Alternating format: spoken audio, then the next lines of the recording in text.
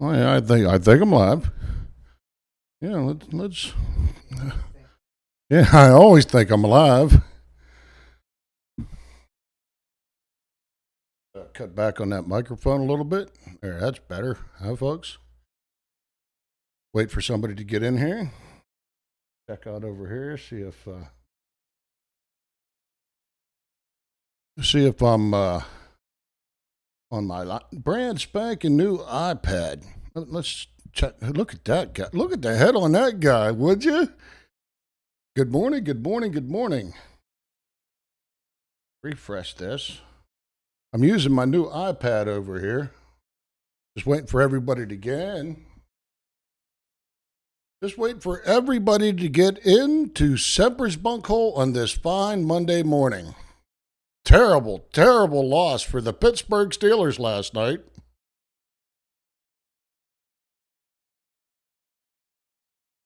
Hey, Drew C., how are you?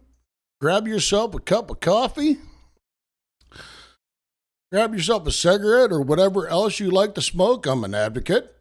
Go ahead and do what you do and watch the show 300 feet deep down in Semper's Bunkhole. Safe from any NSA eavesdropping. The FBI's prying eyes cannot get down into Semper's Bunkhole, but you can.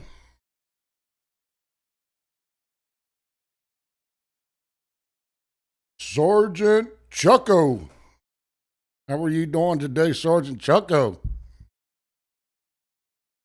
Yeah, I'm going to smoke this cigarette like I do every show. Smoke this cigarette, let people get into Semper's Bunkhole. I think I got a really good show for you today. I'm going to enjoy doing this show. I've been thinking about figuring out a way to do this show for a while. Hey, is my microphone good? Everything looking hot? 5x5 ones if you're hearing me all right.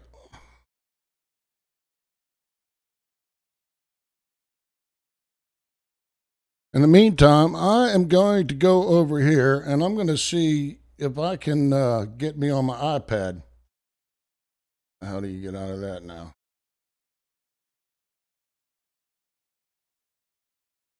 Home. I'll go home or videos. I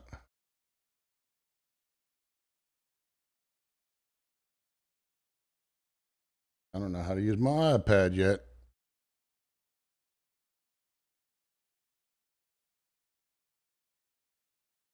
Well, I should be up there on home, and I should be live, but it's not going live for me. Maybe my assistant could get me live on my iPad for me. I'm on YouTube and I'm on my site, and I'm clicking it, and I don't see me live. I could see me live over here, and I think you could see me live too, right?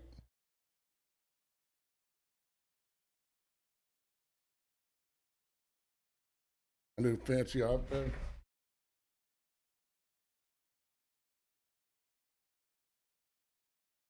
That's Beach, my lovely bunkhole assistant.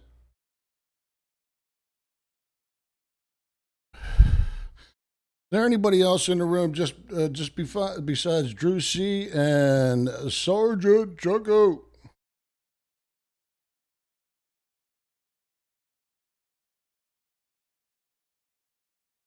Mm-hmm. Well, I hope everybody had a good weekend. I sure the hell didn't. Pittsburgh Steelers lost, got their asses whooped. First play of the game, straight over Ben Roethlisberger's head.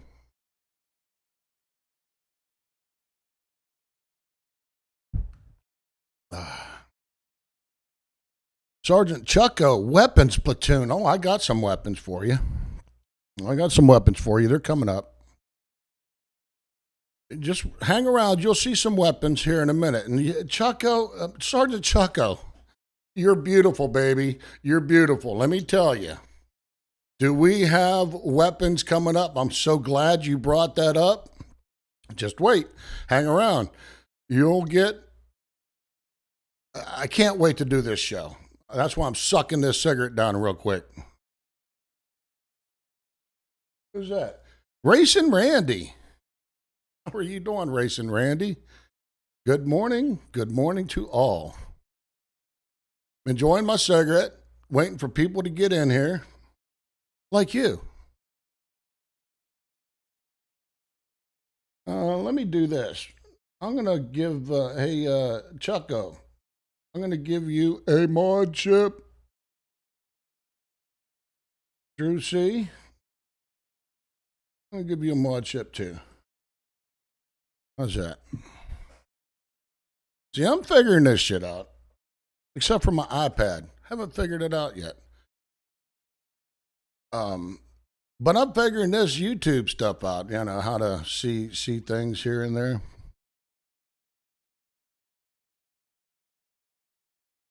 Yeah. It's having a hard time.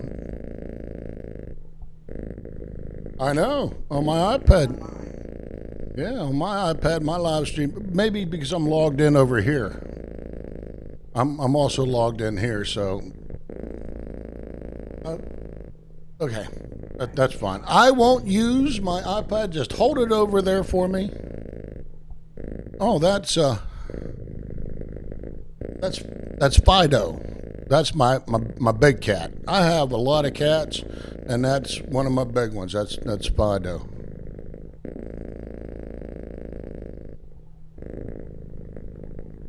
I got all kind of people in here after that Steeler party loss. We had a Steeler party in here last night, and it went from this to this real quick. And lots of people in here. I'm about ready to boot them out.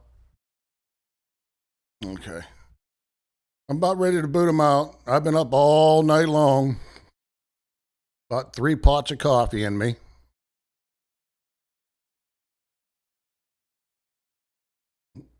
But our Saints won.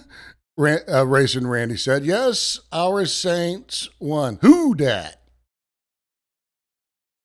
Who dem? That's right. Who dem, right? Not who dat. Who dem? Who day? Who day? Something like that.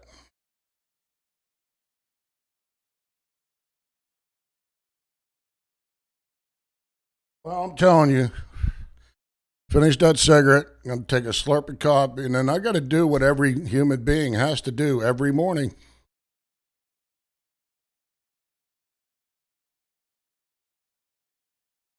We got a great show coming up, man. Okay.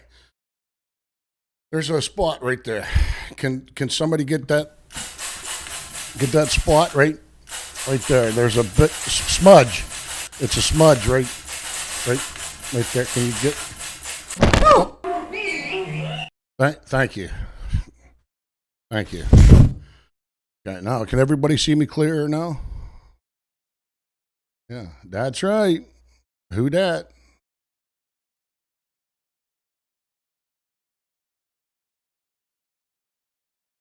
You must be up in the mountain line, correct? You must be in the mountains of North Carolina.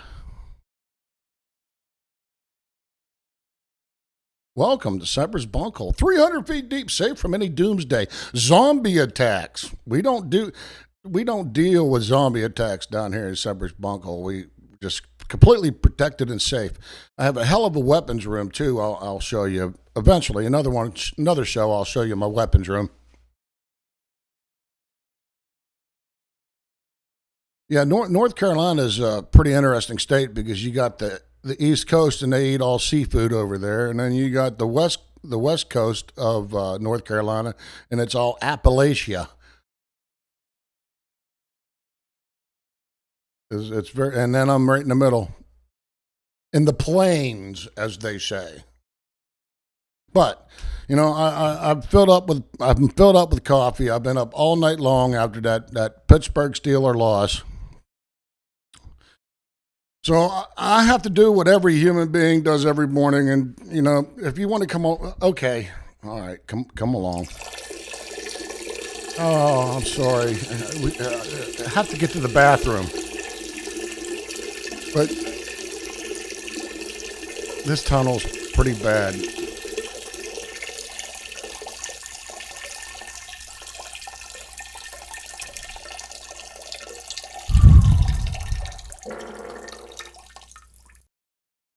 Oh my.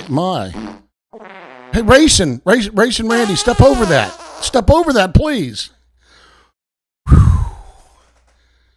Yeah, my bathroom was one of the first tunnels I dug, and it's connected to this tunnel along with PP13. Sorry about that tunnel, folks, man. Hey, Thin Blue Line Slayer, how you doing? Welcome to Semper's Bunkhole bathroom. It's fully functioning. I have to go to the bathroom. Yeah, isn't it beautiful? I have to go to the bathroom, but see, the problem with the bathroom is it's kind of, it's kind of full. Let me go rinse my hand. I'm gonna go rinse my hands a little bit and homie, left over from the Steeler game. Homie, I had to take wash. Okay, at least I could go to the bathroom, right? At least I could go. Oh. Larry, Homer, get out of my back. Homer, I need to get out. Homer, would you get out of my back? Homer, get out of my back. Thank you. Now, Larry gets stuck in the toilet every time. Every Steeler game, every party in Semper's Bunkhole, Larry always gets stuck in the toilet. And let me see, because I got to go to the bathroom really bad. It's let's shut the water off.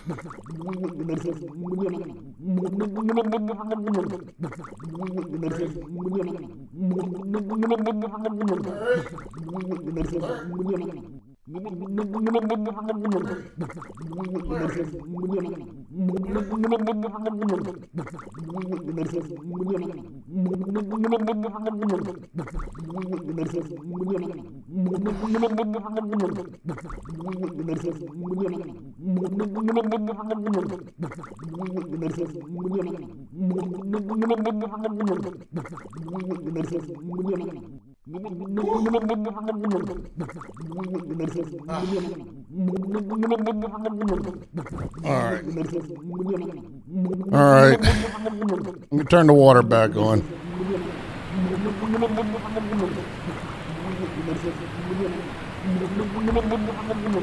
Myself some wipes. All right, shut the water off. All right, Larry, can't do nothing with Larry. Okay. It's so powerful, it can turn off the sun. Double sun power. All right, I got to get out of here. Power.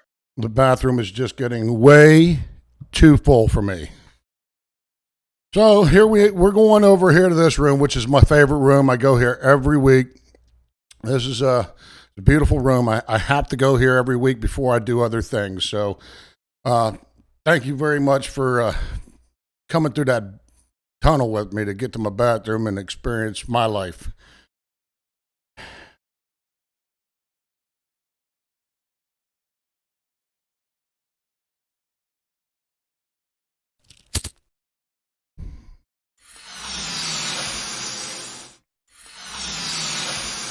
North Carolina street news. All right, horticulture room. This is my horticulture room, like everybody's seen last week. I got to come to my horticulture room.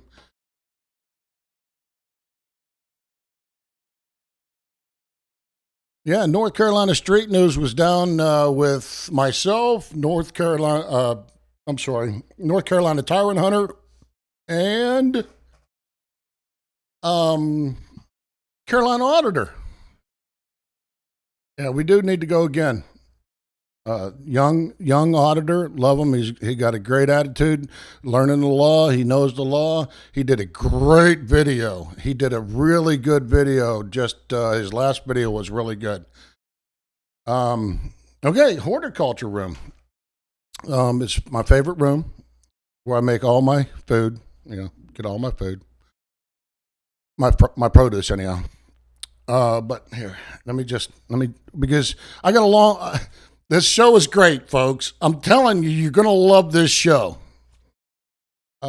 Is there anybody else in there? Thin Blue Line Slayer, hey. What did he say?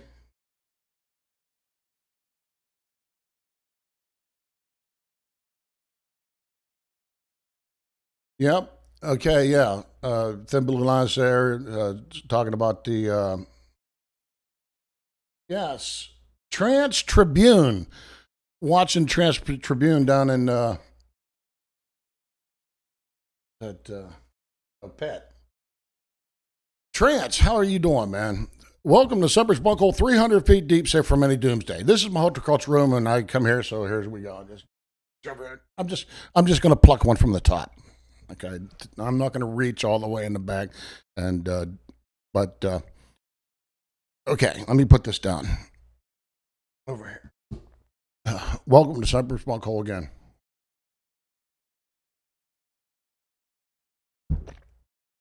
Get yourself a cup of coffee because we're going to settle down into some case law. And this is the case law that I've wanted to do for the longest time because people have got to understand certain things. And I'll explain here in a minute, okay? Okay, Pup? Pup, where you at? Let's get out of here, Pup. Pup is my horticulturalist. Pup dog? Yeah. Smoke weed every day. Pup. Pup Dog's my horticulturalist. He's the best horticulturalist in the world. And couldn't do it without him. Thanks a lot, Pup, man. So, are you ready, Pup? Are you ready to get out of here? Okay. Let's get out of here. Follow me. Pup, follow me, Pup. We're going to the law library. Semper's Bunkhole Law Library. All right, let's get out of here.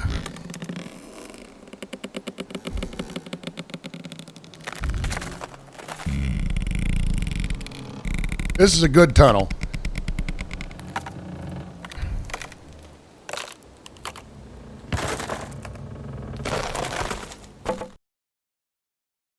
PTT, yes. All right, this is my law library. This is where most of the action happens. Isn't that beautiful?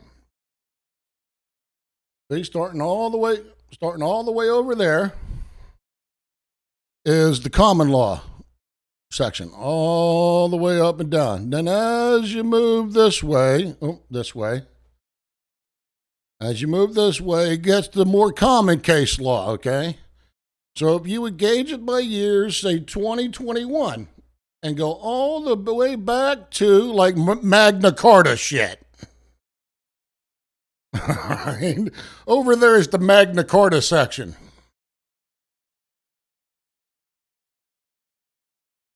Okay. We are about 1981 forward.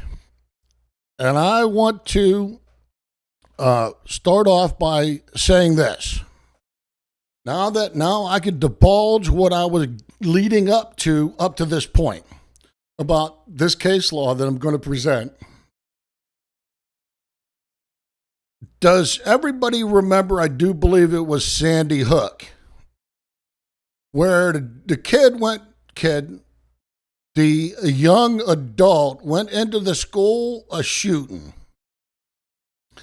And you had that daggum security / police officer / deputy, I don't know what his name was, but he stood outside listening to the gunshots. Bang, one after the other. Bang, one after the other. Then he ran back and forth, whatever the hell he was doing. Bang, shot after shot. Okay. Why wasn't that man ever prosecuted for not going into that building and at least trying to save some lives? Anybody got an idea on that? Why wasn't that police charged with negligence? Aren't you supposed to depend on the police to save you, protect and serve, as they say? Aren't the police there to protect you and your children in school, even? Can anybody answer that question? I would really love to know the answer to that question.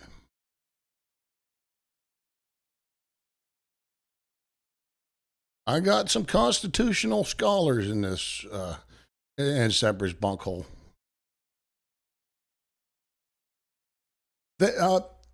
Racing Randy says they have no obligation or duty. I'm sorry. They have no duty to protect. Huh. How do you know that, Racing Randy? How do you know that? You sound so certain, Racing Randy. How do you know that?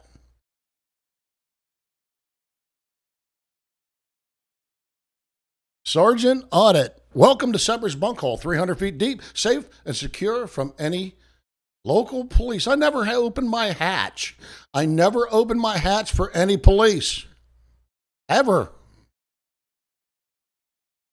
That's a very generalized answer, Racing Randy, but I'm going to answer it for you. It's coming. And here it is right here. I'm going to show it to you.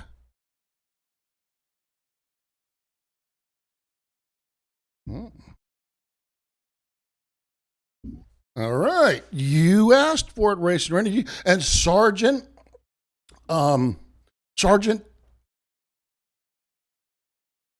yeah. And Sergeant Chucko, you asked for it, and I'm going to give it to you. Now, police have no obligation to respond to your call. And Warren versus District of Columbia is a Supreme Court decision. And it is just beautiful, if you think about it. But people are so brainwashed into believing that they're there to protect and serve. That there's propaganda that they're heroes and all of that. It can never be proven out because of this case right here. Warren versus District of Columbia. Now let me get something straight, and I'll tell you why. We have the Second Amendment, and this Sergeant Chucko, this is going out to you. I am a constitutionalist. I audit. I'm a First Amendment auditor. I keep an eye on my government, right? I am also a Second Amendment lover.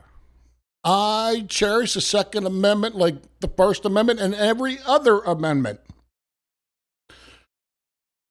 And this is why what I'm about to present to you is why we need the Second Amendment and can never depend on the police. The police are not your friend, your buddy, your pal. The one that you could count on when the shit hits the fan. And I'm going to prove it right here, right now. And I've been thinking about this case law and how I could do a show around it. Well, I'm going to show you right now. All right. Warren, and we're going to start right here. Yeah. Warren versus District of Columbia. Get right to the meat of it. Right here. In the early morning hours of March 16th, 1975, appellant Carolyn Warren and Joanne Talaferro and Miriam Douglas were asleep in the morning in their rooming house in 1112 Lamont Street, Northwest. Warren and Talaferro shared a room on the third floor of the house. Douglas shared a room on the second floor with her 4-year-old daughter. The women were awakened by the sound of the back door being broken down by two men later identified as Marvin Kent and James Morris. The men entered Douglas's second floor room where Kent forced Douglas to sodomize him and Morris raped her. Okay. Let's find out what would happen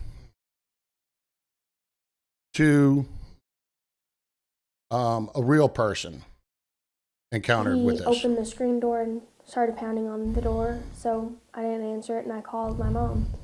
And she said to get the gun and go hide in the closet. Get the gun.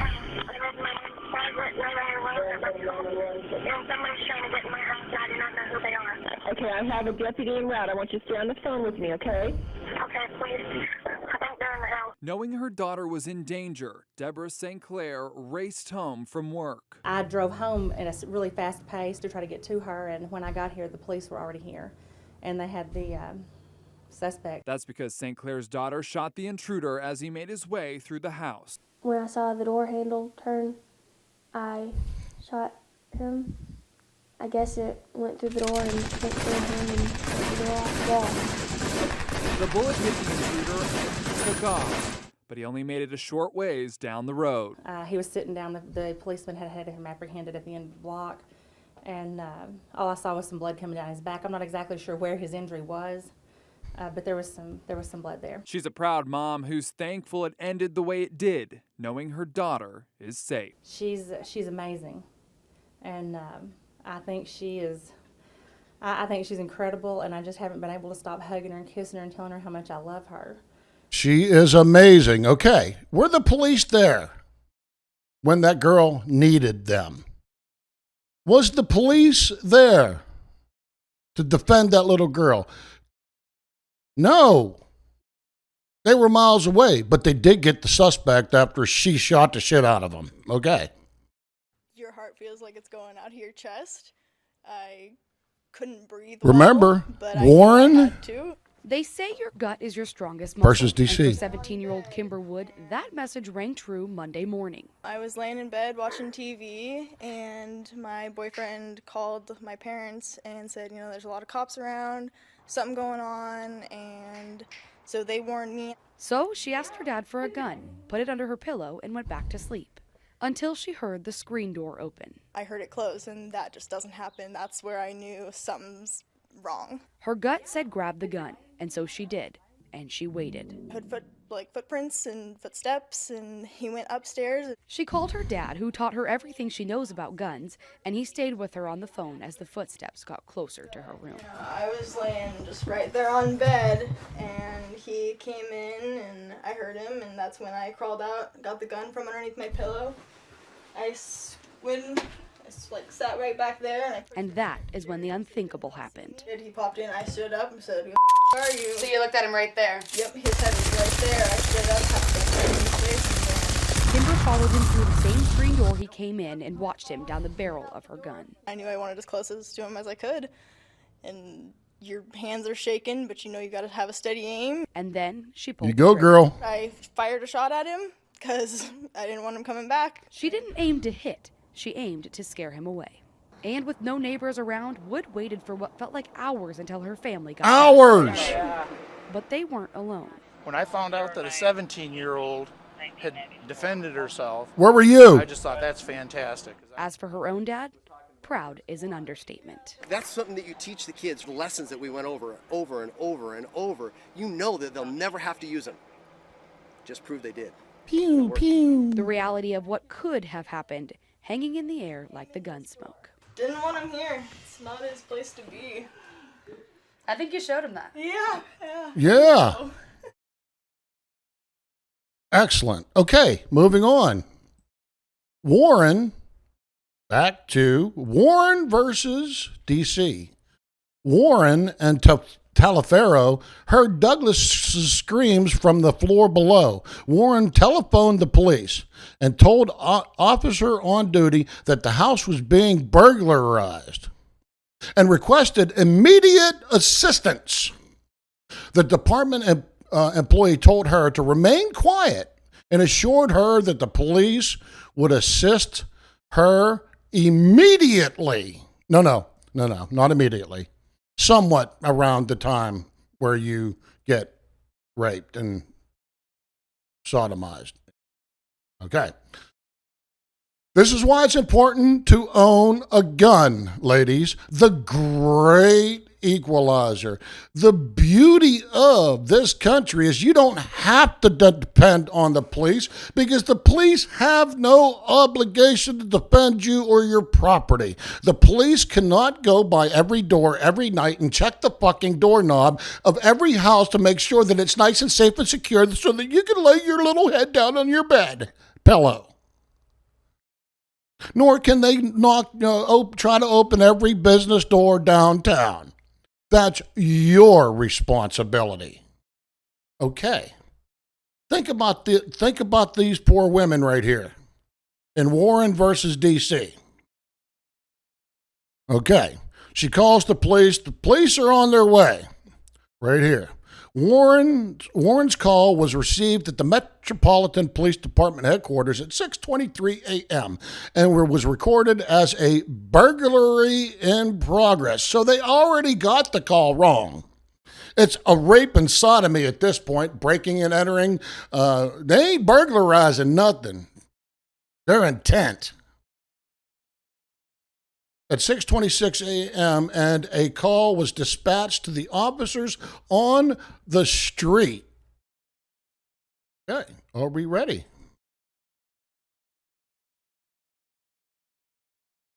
An extraordinary case of a mother's protective instinct. Hey, 18-year-old Sarah call McKinley the police. was home They'll be alone there. on New Year's Eve with her baby.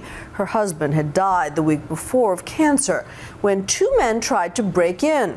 She then made two fateful decisions. She picked up a shotgun and she picked up the telephone and called 911 and asked for permission to fire.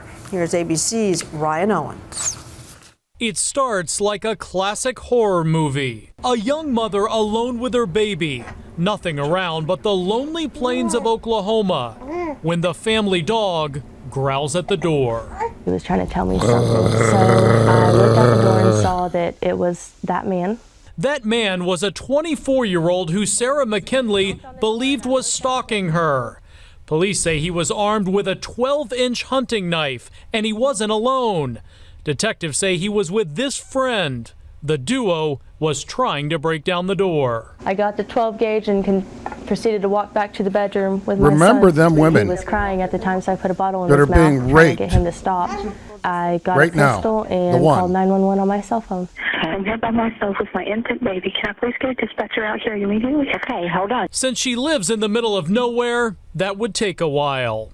For 20 terrifying minutes, she waited as the intruders tried everything to knock down her door.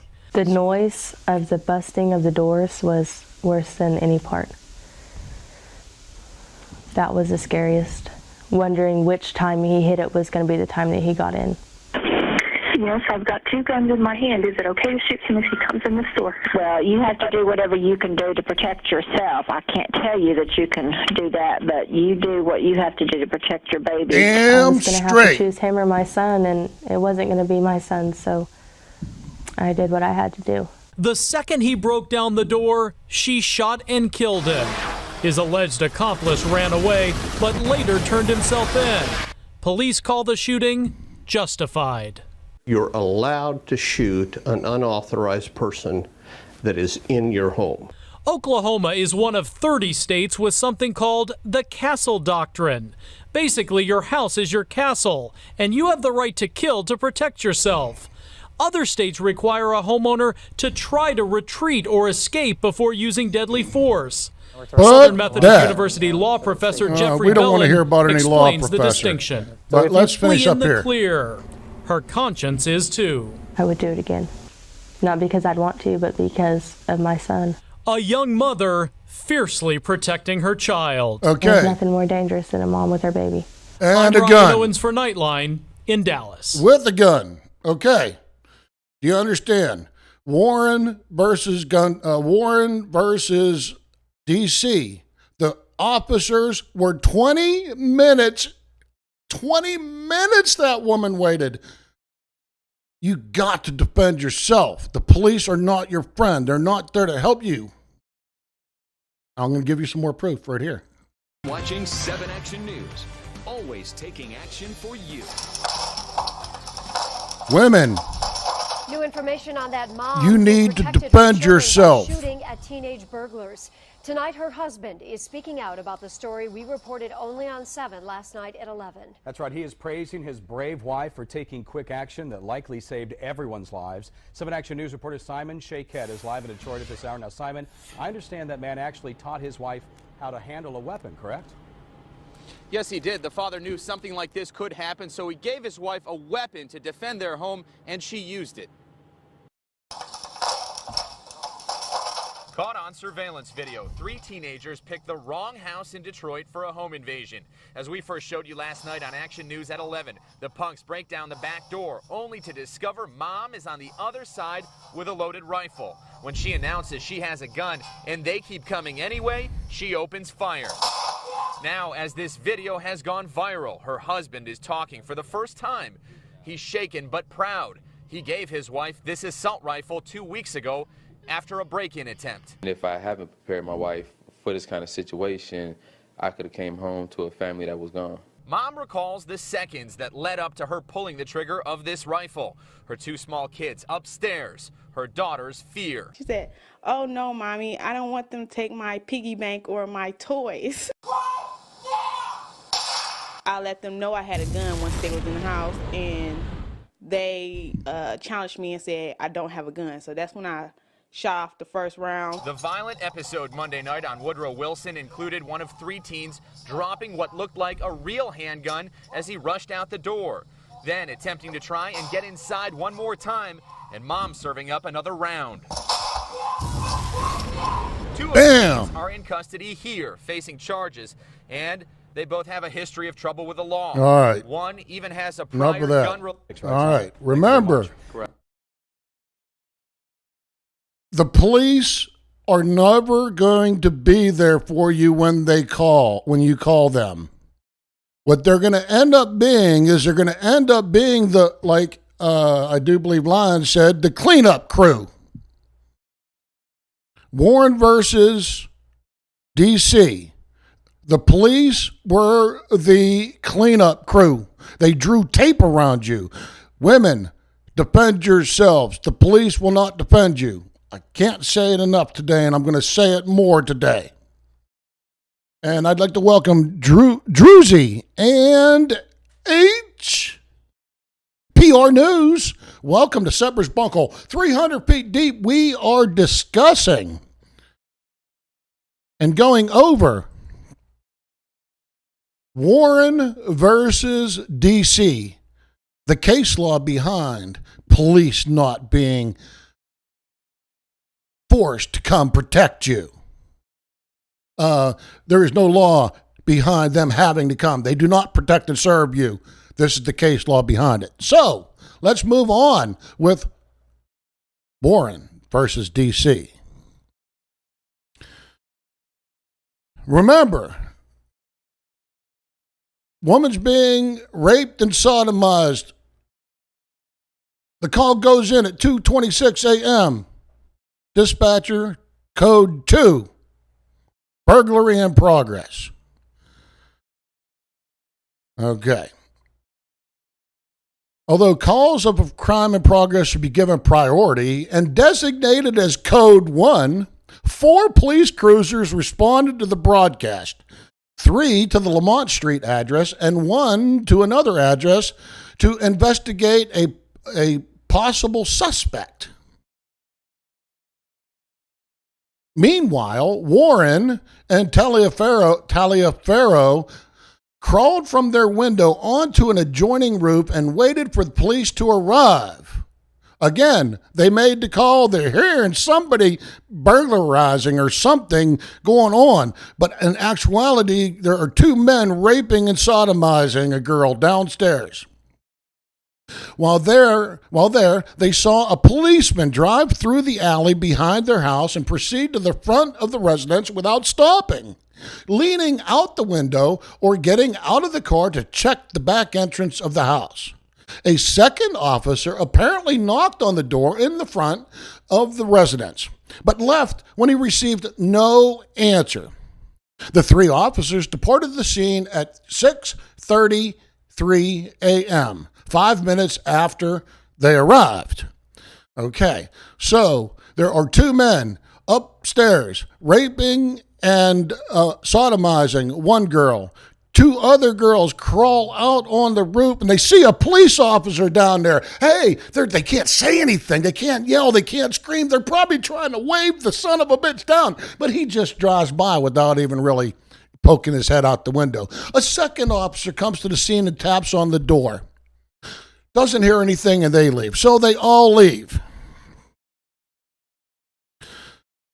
You have to understand, the police are incompetent too, okay? Just because you call the police doesn't necessarily mean that they're going to do a good job when they get there. So now, let's move on further. This woman knows how to do it right. Ladies, don't look at her, how calm she is. Look how calm she is. Look with the cell phone in her hand and the gun in the other hand. She drove them sons of bitches right the fuck out of her house. Hey, High Pockets, how are you? You see her? Look at her go, man.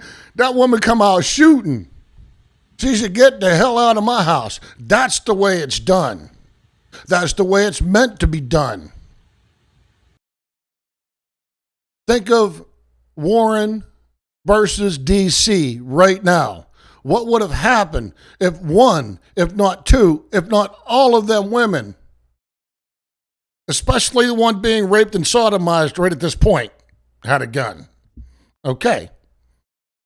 Here we go. In the Sundown subdivision just before noon, This is usually a very safe neighborhood, completely very safe. neighbors watched investigators work a scene they never expected in the middle of the day. A neighbor had a burglar in the home and apparently shot him. Detectives say 2 men actually entered the home uninvited through an open garage door, surprising a 60-year-old woman inside.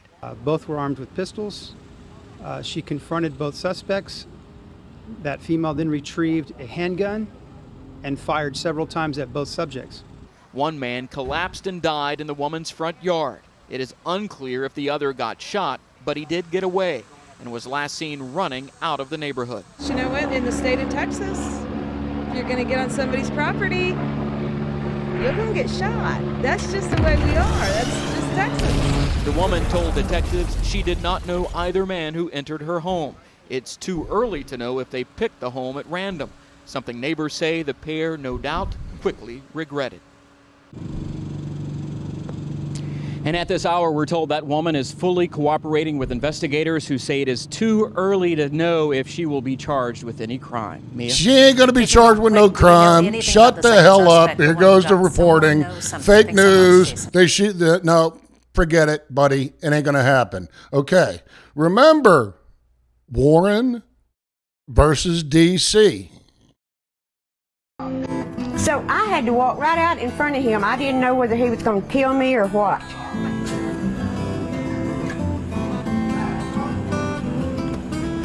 And when I started to get up, he was in here on me with the gun facing me, right to my face. I reached over and grabbed his gun, and when I did, I swerved around and I pointed it at him. And when I did, he ran.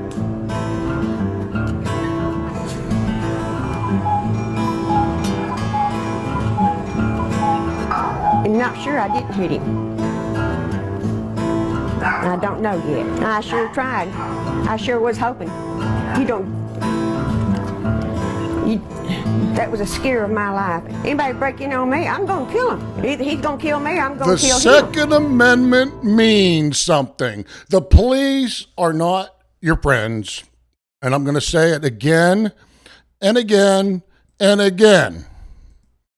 All right. Back to Warren versus D.C. Here we go. When Warren and Taliaferro crawled back inside their room, they again heard Douglas continuing to scream. This is after the police came and went. Again, called the police, told the officer that the intruders had entered the home and requested immediate assistance. Once again, a police officer assured them that help was on the way.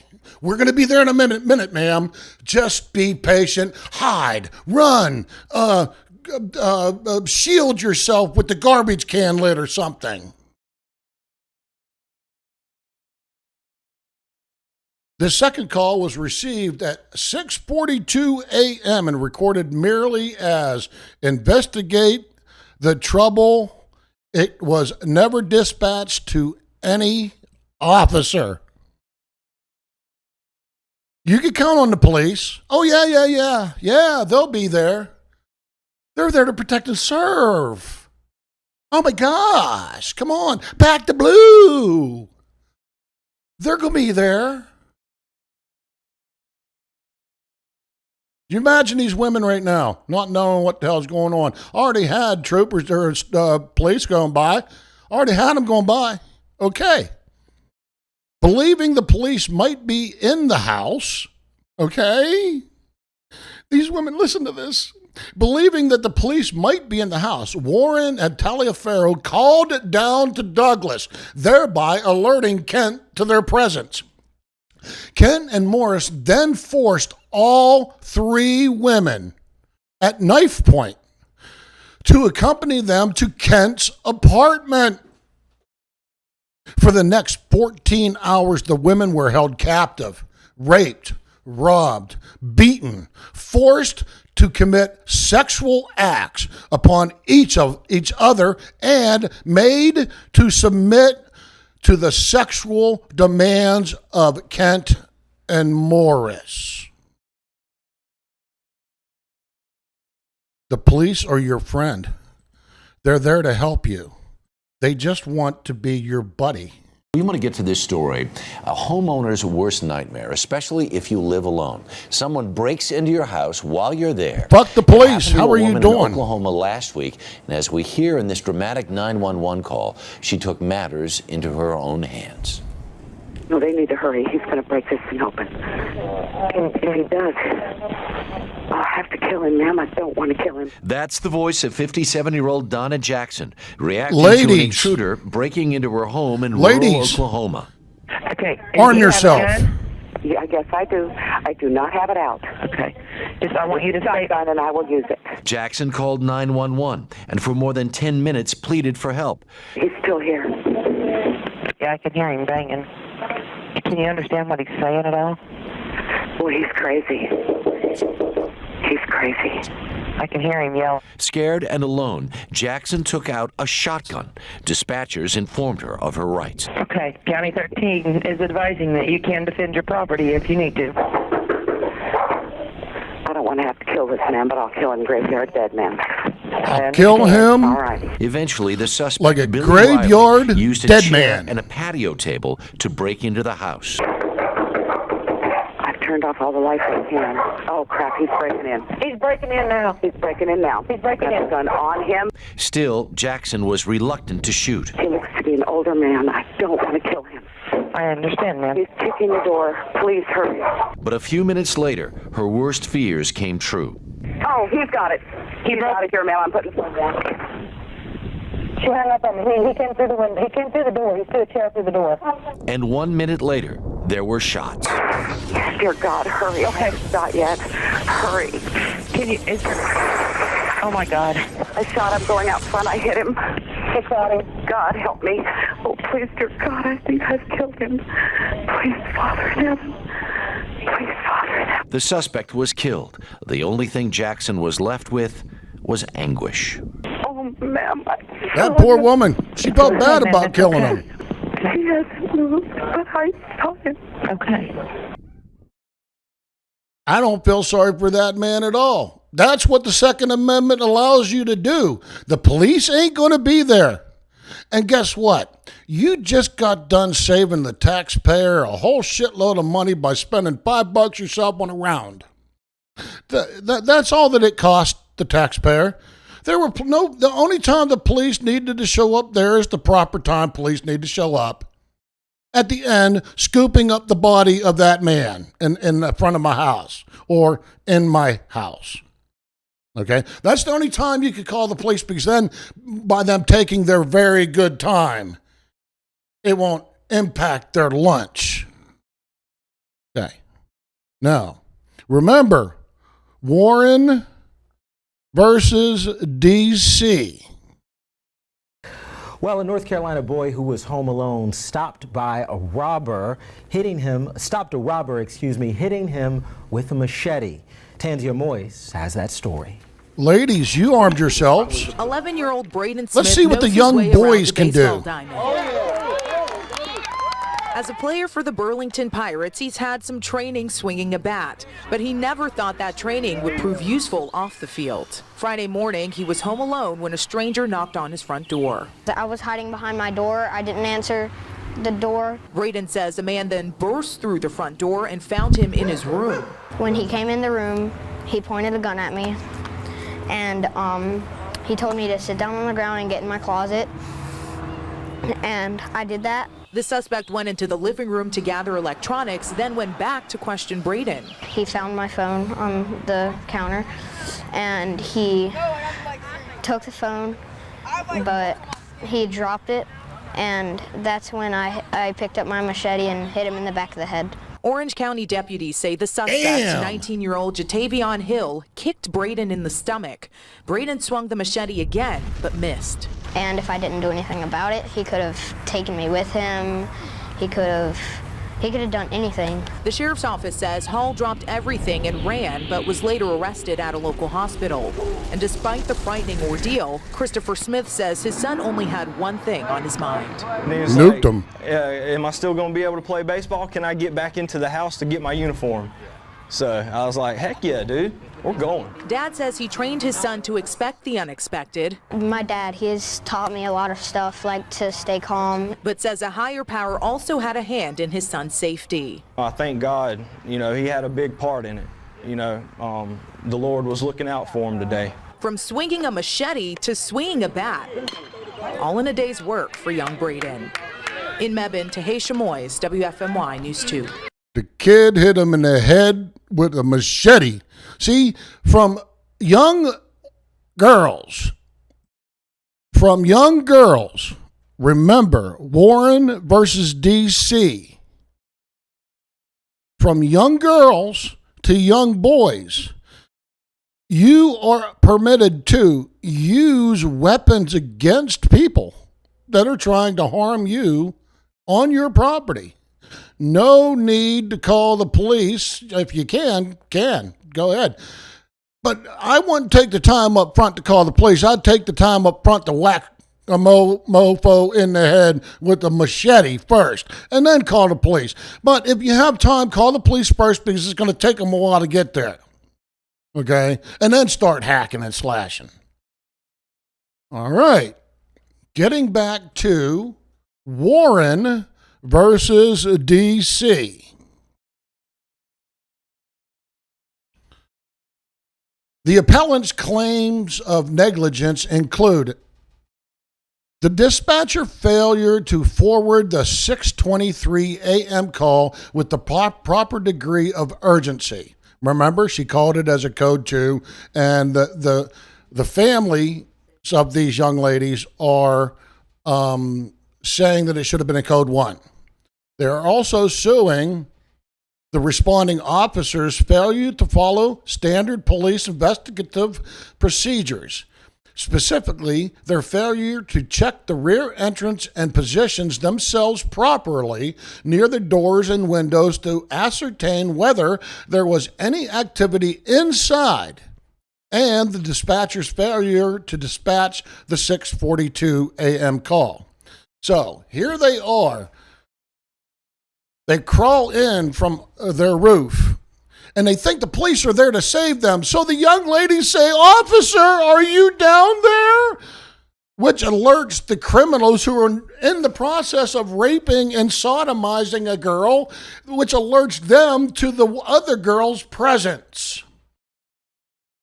So them two hoodlums grabbed the one girl that they had by the hair, drug her ass upstairs, and captured the other two. All at the same time, the cops are on their way. The cops are never going to be there whenever you need them. They are propagandized government entities to make you feel like the government can take care of you. They can't. They won't. They never will. They don't give a fuck about you. They're going to care about their family and going home. Okay. Does everybody get that? Anybody new? Dillo, how are you doing today? Welcome to Semper's Bunkhole. 300 feet deep, safe and secure from any doomsday. in Semper's Bunker Law Library. Isn't it beautiful? Isn't it beautiful? Okay. Is everybody following me so far? Everybody got Warren versus DC. Give me a thumbs up or something. Some acknowledgement. Moving on. I told him I was going to kill him all that with a gun if he didn't get out of my house. 11-year-old Chris Gaither was home alone Wednesday morning when he heard a noise. Someone had broken into his house. Scared, Chris grabbed a 9mm handgun. When he was coming downstairs and told me he was going to kill me and F you, all that. The intruder made it out the front door with a hamper in hand. That's when Chris started firing off bullets. As the intruder was to jump this fence, Chris's 12th and final shot hit the bad guy in the leg. I shot through a hamper that he was carrying, and it was a full metal jacket bullet. I went straight through the back and hit him in his leg. And he started crying like a little baby. A baby that learned his lesson. When I pulled the gun out on him, I guess he didn't think it was a real gun because he didn't worry about it. He just kept on walking. The police have not released the name of the suspect, but Chris's mother says this man has robbed their house before. They don't know him personally. Chris credits his stepdad for his shooting skills. Yeah, I play zombies for target practice. Turns out there's more than a basset hound on guard. I hope you learned your lesson from coming to this house trying to steal stuff. Hey, NBC News fans, See, thanks for checking out our YouTube if a channel. kid could get it, by clicking on that button down here. Right? If a kid could get it, and females could get it, right? Them females early on, boy, they were kicking ass with them weapons, weren't they? And they didn't back down. They held themselves proud. They said, you ain't coming into my house, them ladies didn't. I think all ladies need to learn from them. Now we're getting into the young men. I call these boys young men because they are so calm. In the heat of the moment, at 11, 12 years old, these young men are. Let's go to one more. Check this one out, okay? Remember, you're home alone. The police ain't going to respond. As we're learning in Warren versus D.C.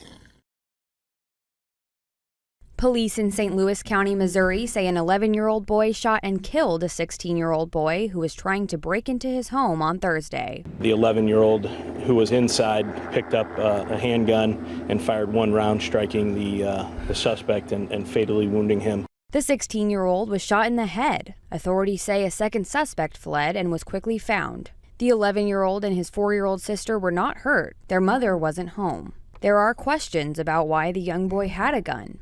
What we believe at this time through speaking with the mother is that she had purchased this handgun because of several attempts to actually get inside of the home. I didn't think he would be capable. Obviously to do trained her like this. son well. It just makes you think where they're learning from, you know, or where is the, you know, basically where's the parent? Just seems that, you know, anybody see how these can pull fake the trigger news on a press are weapon. trying to It's, push it. Where the mama at? Well, aren't we told that mama has to work? She's a single mother. Maybe she can't afford it. And you know what? Maybe she trained her son to do that, which every good parent should train their child to operate and function a firearm safely. Get it? You ain't never going to get rid of guns. As a matter of fact, we need guns so that we can lighten the burden of the police. Do you understand? When a citizen has a firearm, it lightens the burden of the police. All the police have to do is come, like I said, scoop the body up, tape it off, scoop the body up, and cordon off the area. Usually it's 2 rounds, bang, bang, double tap, boom, boom, chest, center mass to the face, because when you're shooting, your pistol is rising, so you double tap. You go boom, boom, and it should go straight up. Okay, now, okay? It lightens the burden of the police. Now all they have to do is investigate, pick up the 2 cartridges, shells that you left laying, and case closed. You will never be prosecuted. And it saves them all kinds. They don't have to get any investigations. There's really nothing there.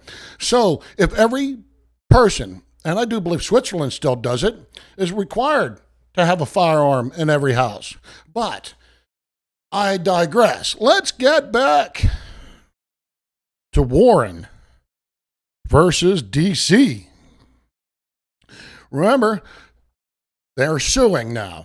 that the cops didn't do a proper check of the house, and they were never called upon to check the house the second time, even though the dispatch was called. And let me say something else about dispatch. Dispatch never gets it right. They ask stupid questions and they never get to the meat of the subject. So don't ever depend on the dispatch is going to get the right message across to the police officer. It's proven here. So there's a lot of variables inside this case law, Warren versus DC, that is important. Okay, moving up. On April 30th, 1978, approximately 11:30 p.m., appellant Nicole stopped his car for a red light at the intersection of Missouri Avenue and 6th Street Northwest. Unknown occupants in a vehicle directly behind him. Appellant struck his car in the rear several times and then proceeded to beat appellant about the face and head, breaking his jaw. A Metropolitan Police Department officer arrived at the scene in response to the officer's direction. Appellant's companion ceased any further effort to obtain identification information of the assailant. When the officer then failed to get the information, leaving Nicole unable to institute legal action against his assailants, Nicole brought a negligence action against the officer, the Metropolitan Police Department, District of Columbia. The trial judges correctly dismissed both complaints. In a carefully responded memorandum opinion, Judge Hannon based his decision in the fundamental principles that govern and its agents are under no general duty to provide public services, such as police protection, to any particular individual citizen. You get that?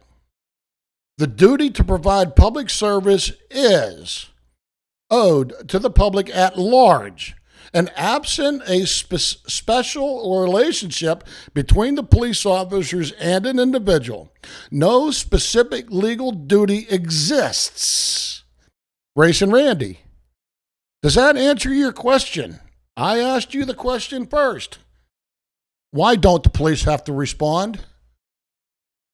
Do the police have to respond? Well, here's the answer. The police are useless in real time. And a lot of times they mess up and or kill somebody by mistake.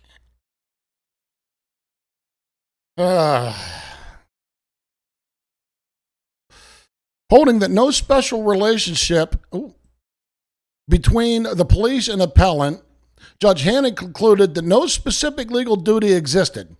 We hold that Judge Hannon was correct and adopt the relevant portions of this opinion. Those portions appear in the following, blah, blah, blah, blah, blah.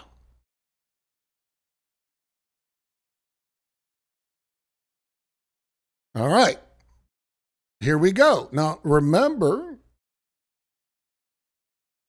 Warren versus DC. The police will never get there in time. But I know the other chap was coming through the window, and my grandson says, "Stop! I got a gun! Stop! Stop!" The hand kept coming through. So he's okay because he was scared. He's protecting his grandmother. And imagine if she was here by herself, and she said, "Well, I could have been killed." Did you teach him how to shoot? Or Yes, I took him to a shooting range, like all the boys. I wanted to learn gun safety because that's what each and every one of us should have for protection. These are different ages, and you've got to protect yourself. No. They're not different ages. The man got it a little bit right. We've always had the Second Amendment. We've always had predators. We've always had bad guys. And we've always had police that are incompetent and not reliable to count on. Okay, moving on. This is the whole point. And this is the tough one right here, fellas. You got to watch this one. Everybody, this is the most important one of the day. True American hero, and he's only 8 years old. Last week, Lucas Armitage bravely defended his family and his home when he stopped an intruder all by himself just by using his daddy's gun. That's right, and Lucas and his dad Jack are with us in the studio this morning. Good morning to both of you. Good morning, Jim. Good morning, Tracy. Now, Lucas, can you tell us what happened?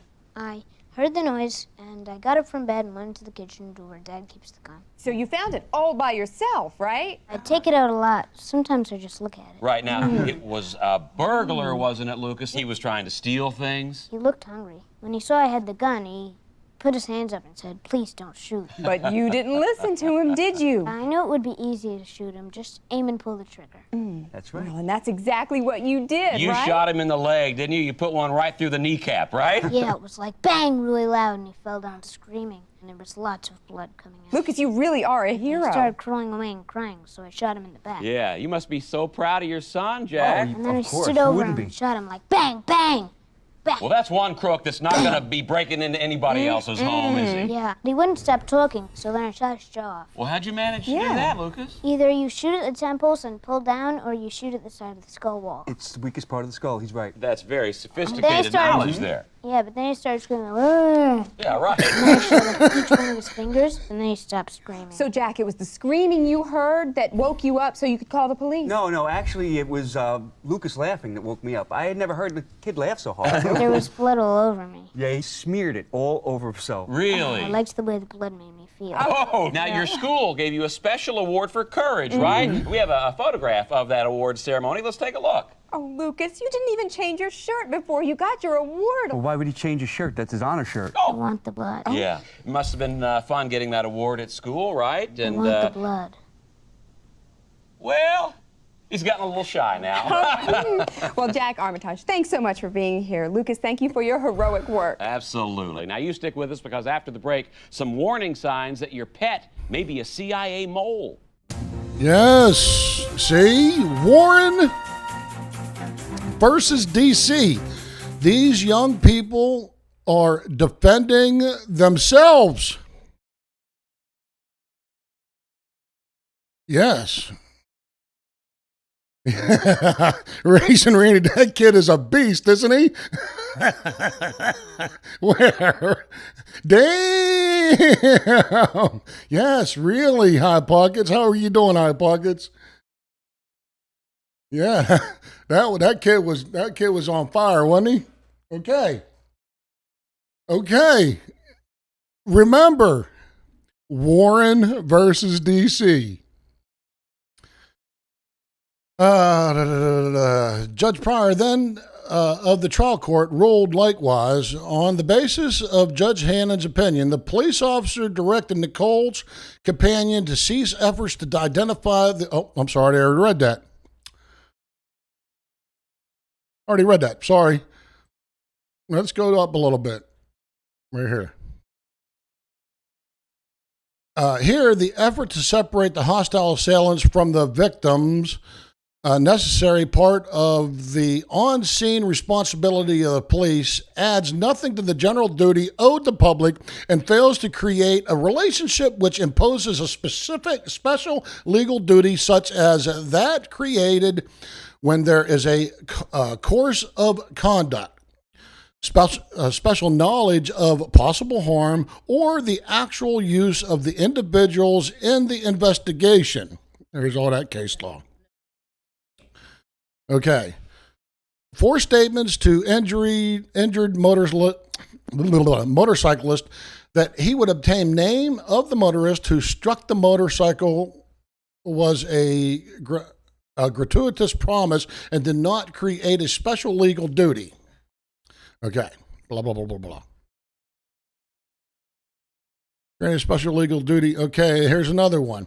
Police officer investigation of vehicle accident where pedestrian was a minor child did not create a special legal duty to child's parents who were unsuccessful in their attempt to recover damages because police failed to identify the driver of the vehicle. See how they're putting all this case law? They're linking all this case law, the Supreme Court, with other case law. Is everybody getting that? Okay, the Supreme Court is what they're doing is, in this case, 1981, Warren versus D.C. They're drawing from other cases, okay? We hold the Judge Pryor did not err in dismissing this for failure to state a claim.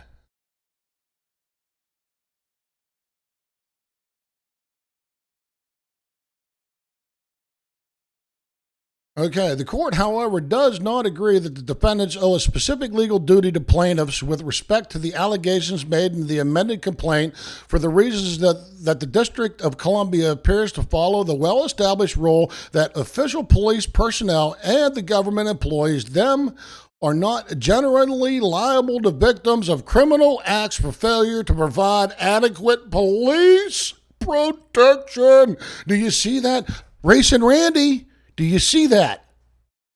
Thin Blue Line Slayer, are you reading what I'm reading? Warren versus D.C. It's a shame. Now, just remember, Warren versus D.C., these women were brutalized. One was raped in the house. The police came by. They did a cursory look. The first one didn't. He just drove by. The second one knocked on the door. The third time, they never came. They were all kidnapped. They were all taken to another location and raped and brutalized for hours on end. Remember, the police will never be there in time.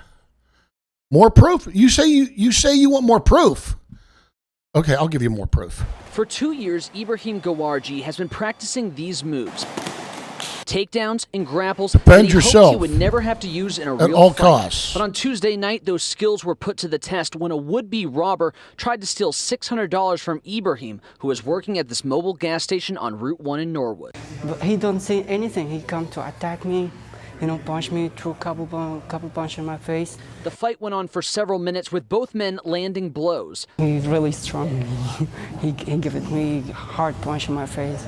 But Ibrahim ended that fight thanks to a move he learned on the mat. When I take him down, it's that Latin or choke. It's the best thing I can do. That chokehold caused the would-be robber, 46-year-old John Benedict of Dorchester, to lose consciousness. Another customer called Norwood police, who arrested Benedict for unarmed robbery and assault and battery. That's when you call the police, after the fact. Just because of the way he trains. When I saw the video, I was really impressed because he really was ferocious, and he did all his techniques. And the guy was much bigger than him, and he just did an amazing job. If you're in a similar situation, Ibrahim does not recommend fighting back. He says he would have simply handed over that cash if that robber would have asked. In Norwood, Matt Reed, WCBB. Defend yourself. The police aren't going to be there. I'm going to say it a million more times. Okay? I'm going to show you more proof. Now we're getting into what men. We already went through what women can do with a firearm and defending themselves and their children and their family. And they were badass women. We saw what the young girls, the little girls, 11, 12-year-old could do that police are incapable of doing. These little girls are defending themselves. They're on the phone with the police. Dispatch, I need help. And they bust a cap in these motherfuckers. The police can't do that. Well, they can, but they usually do it wrong. Warren versus D.C., they have no obligation to respond to your call. So, let's look at this one. Well, it's a pretty wild situation. This is what we're hearing. It was a burglary that turned into a shooting, and the person who was shot was the suspect. Now, this happened just before 3:30 here in this residential neighborhood. It's right in the middle of the block at Grayburn Road, just west of Rosemead Boulevard. Now, when the call first came in, it came actually to a different address. They came call 911. to a different address. A few doors down. When the deputies went to the correct house, they saw one person on the floor shot. And this is what we're told happened. The suspect got into the home and was confronted by the homeowner, who warned the suspect, but the suspect allegedly continued, and then the homeowner shot him. That suspect was taken to the hospital suffering from a gunshot wound. We found out that this poor woman was home with 2 kids alone and had a home invasion burglary. So I feel sorry for those kids and for the woman. The homeowner saw the person come into the house. Where the fuck were you? Warned the person that they had a gun, and the person continued to enter the house. And therefore, the homeowner shot the suspect. Now, deputies say that you're a real hero. That gun legally. The suspect, meanwhile, is in the hospital. Gun legally. He is alive, but officials do not have an update on his condition. All right. Hello, I'm Mark Brown. They go to the wrong house first. The police show up. The woman is on the phone saying that there's somebody breaking into my house. I have 2 small children here. And the dispatch, apparently the dispatch maybe got their address wrong. Or maybe the cops misinterpreted in between their donuts dunking and their coffee and their daggum response time. Maybe they had too much powdered sugar and it got to their memory banks and they forgot which address to show up to. The police will never show up, and when they do show up, they show up at the wrong location. And when they show up at the wrong location, they usually shoot the wrong suspect. But in this case, fortunately, we had a strong woman that knew how to operate a firearm and shot the motherfucker dead. Bravo. No need for the police to respond anymore. Everything is safe. Go home, guys. Go back to your eating your donuts and go back to your exercises and your stormtrooper tactics. A mother with 2 children solved the problem. Thank you. Beauty of the Second Amendment. It's the beauty of the Second Amendment. Okay, let's go back. Remember, we are reviewing Warren versus DC.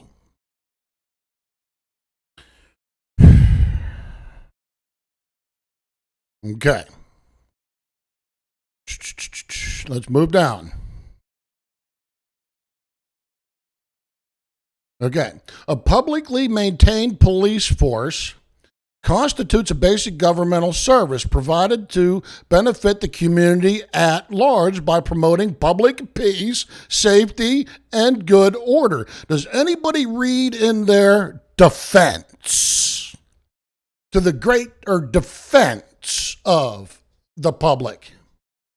Does it say anything in there about responding and keeping anybody out of harm from criminals? Hey, poor dirt farmer, how are you doing? Awesome to see you, man. Okay, we are reviewing Warren versus DC. The police have no obligation to show up to your call. The extent and quality of police protection afforded to the community necessarily depends upon the availability of public resources and upon legislative and administrative determinations concerning allocation of those resources. So, you know what? The police are shorthanded, so they can't come right now. And if you say, well, I have 30 guys in here, and I'm not going to say it. That's just too gross.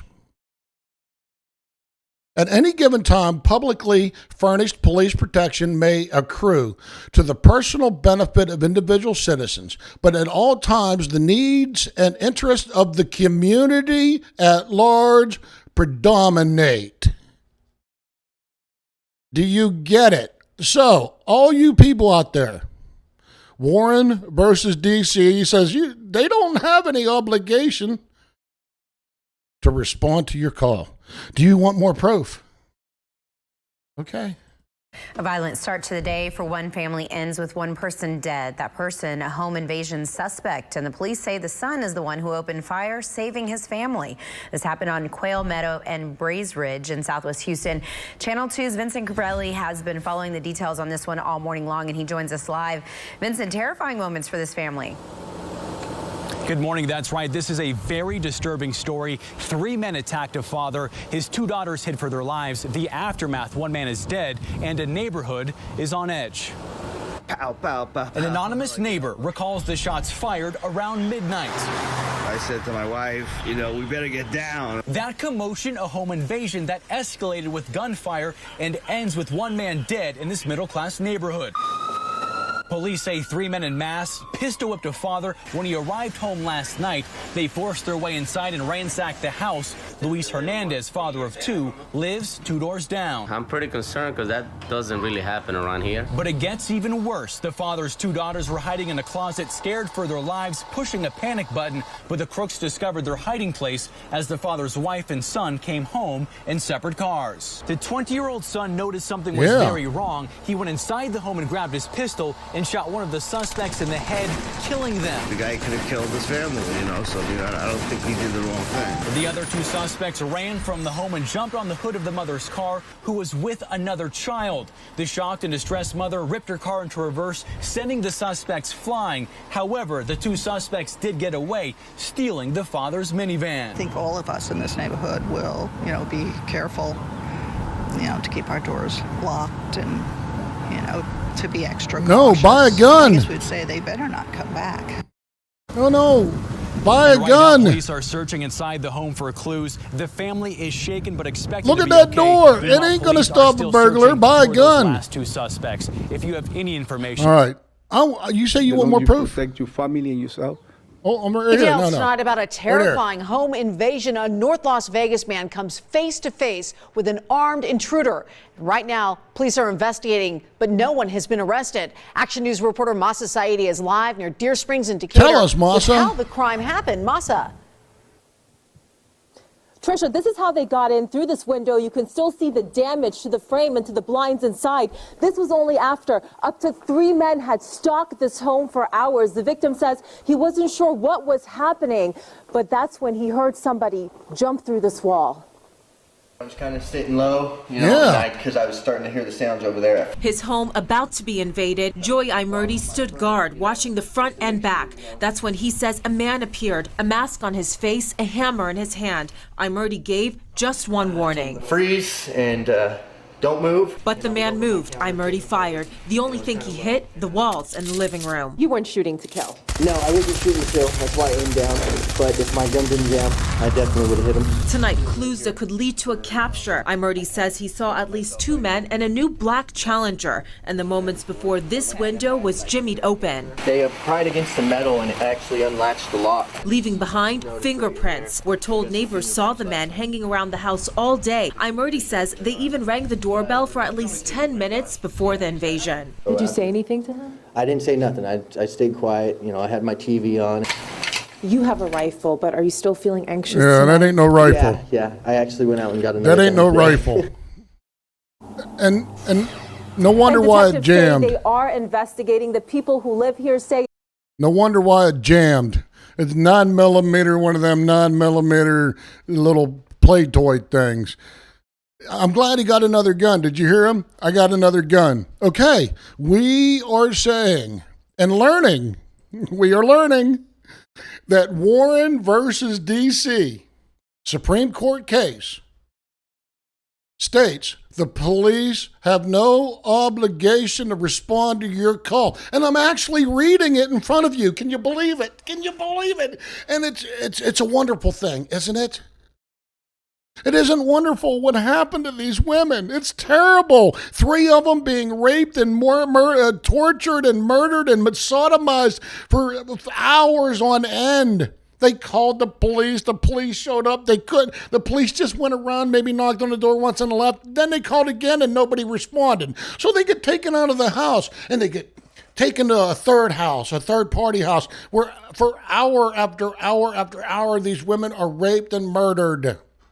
So the family sues and says the police should have responded. And the court said, nope. Nope. Police have no obligation to respond. Police are there only for the greater good of the community. Isn't it special? Okay, so we continue. Remember, it doesn't benefit the individual. It benefits the community at large, predominant. Private resources and needs to have little direct effect upon the nature of the police services provided to the public. Accordingly, courts have, without exception, concluded that when a municipality or government or other government entity undertakes to furnish police services, Let's move up. It assumes a duty only to the public at large and not to the individual members of the community. Do you see this? And do you see this? I know you fuck the police. You've got to see it by now, right? You've got to see in Warren versus D.C. the layers of layers in this short amount of time. I mean, I ain't even halfway through these, and usually they're bloviated. These Supreme Court judges just go on and on and on and on about their highfalutin ideas. These are very right to the point. All of these cases say that the government doesn't have any a duty to protect you in anything, even for your health. Think about the health crisis we're going through. The government doesn't have to provide vaccines. The government doesn't have to help you in your health care. The government doesn't have to provide you with a retirement in the daggum Social Security system. The government has no obligation to vend you at all, or your property, or any of that. Do you understand? Government is they're sovereign citizens. That's another thing this case proves. They're sovereign above us. They aren't held to the same standards.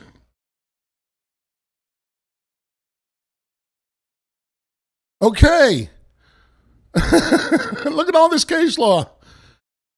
Okay, look, this.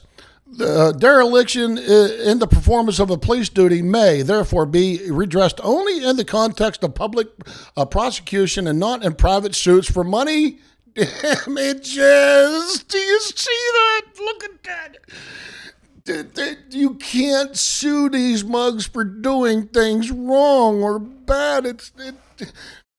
Okay. This is why this is important. This is why it's so important to follow the Constitution. The longer you protect your family and yourself, I don't see nothing wrong with it. Jesus Mejia lives next door to the man who police say shot an intruder who was trying to break into his home around 10:30 last night near the intersection of Chestnut and Ponderosa in Hesperia. I was sitting there watching TV, and all of a sudden I hear some kind of a shot. Mejia says the gunshot sounded like an explosion. Like when somebody put powder and then you light it up. He went outside to see what was going on. That's when he found the intruder on the ground in front of his neighbor's home asking for help. I only hear once or twice the guy asked for help. Help, the guy was down. The suspect tried to gain entry through the front window of the house.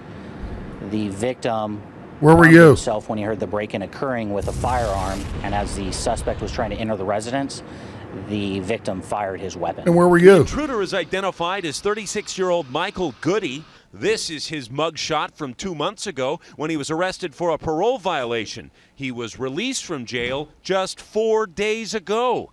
He'll likely be back behind bars if he survives, but he's currently listed in critical condition. Hesperia Police Sergeant Mark Bracco says the homeowner was uninjured. We're glad when any homeowner protects themselves. That's what they need to do in these situations. That's why you're allowed to carry a firearm. Where were you, buddy? He's such a nice person. I know him for 9 years. Mejia says his neighbor is a Vietnam veteran. I feel kind of bad that something happened like this to him, but it would happen to the other guy, not to him. The owner of the home did not want to speak with us on camera. The suspect is in the hospital in critical condition. Hey, Bob, fuck you. But anyhow, sorry. But let me tell you, these mainstream people ain't your friends either. Okay?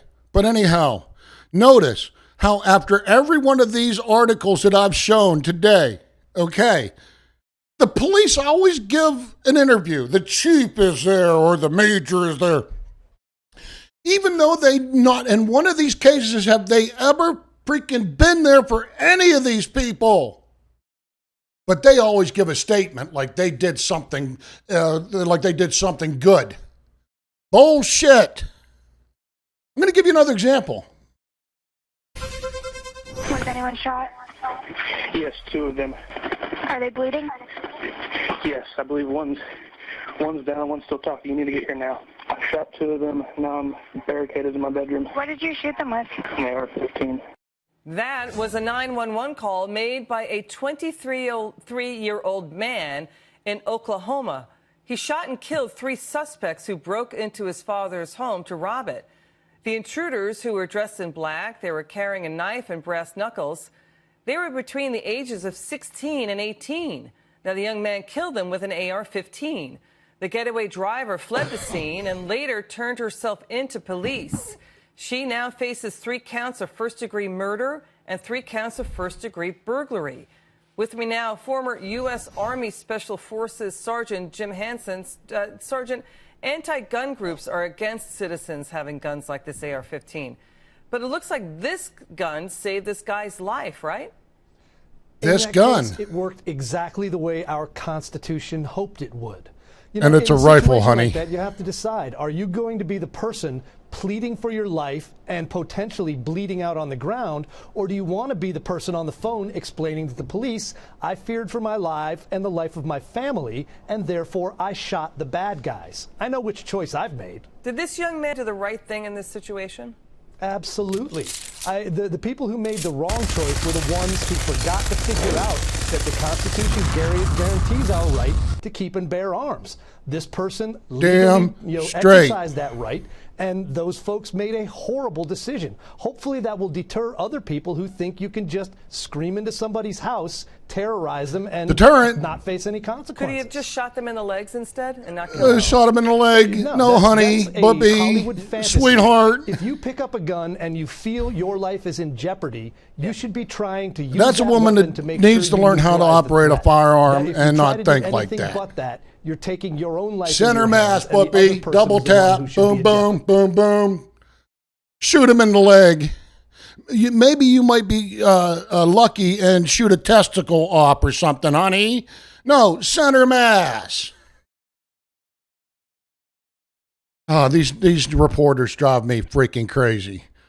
Okay, so here we go. You understand where I'm going? Does everybody following? Warren versus D.C. The police have no obligation to respond. When they do respond, if they respond, they most likely respond to a different address. And they shoot them. Then they come to the real address where the person that is in need has already shot. So now you have 2 people dead, both because the police weren't there on time in the right place. Okay, right here. Here's public officials. This role of duty owed to the public at large has been mostly frequently applied in cases involving complaints of inadequate protection during urban riots and mob violence. Them fucking mobs, them rioters, man, they're out there rioting. And so that's what the police are for, to round you all up. That's why I say auditing individuals going out there filming is the way to go. Don't get into a group. Respect the people that are around you and the auditors that are doing their individual thing. You notice these auditors, they all have their individual styles, and it's a beautiful thing. Don't try to group each other, because if you group each other, it's easier to focus on any group rather than an individual going out, not knowing where you're going to be, when you're going to show up, and where you're going to be, or how long you're going to be there. If you organize in a group, that takes planning and it takes time. What I like to do is I like to just go out, and that's what scares them. These people can't do what we do. That isn't their job to defend everybody individually. They're there for mob riots and stuff, to gather people up. Don't let them group you. They'll push you and shove you one way to the next. They'll allow you to go down that road, but they won't allow you to go down that road. Auditors, we go wherever the hell we want to go most of the time, up until COVID, and I don't want to get there. Go there. Is there anybody new in the chat? Lion, hey, let me run down the chat here, just because I haven't done it for a while. Okay, Hot Pockets, poor dirt farmer, HPR News, Lion 1, fuck the police, The High Pockets. Racing Randy. How are you doing, man? Thin Blue Line Slayer, you're still here. Welcome to Semper's Bunkhole. 300 feet deep, safe from any FBI prying eyes. The NSA, they can't eavesdrop on me. Not 300 feet deep, surrounded by a Faraday cage. Okay. Dillo, I don't know if you're still in here. But anyhow, let's get back to the case. Warren versus D.C.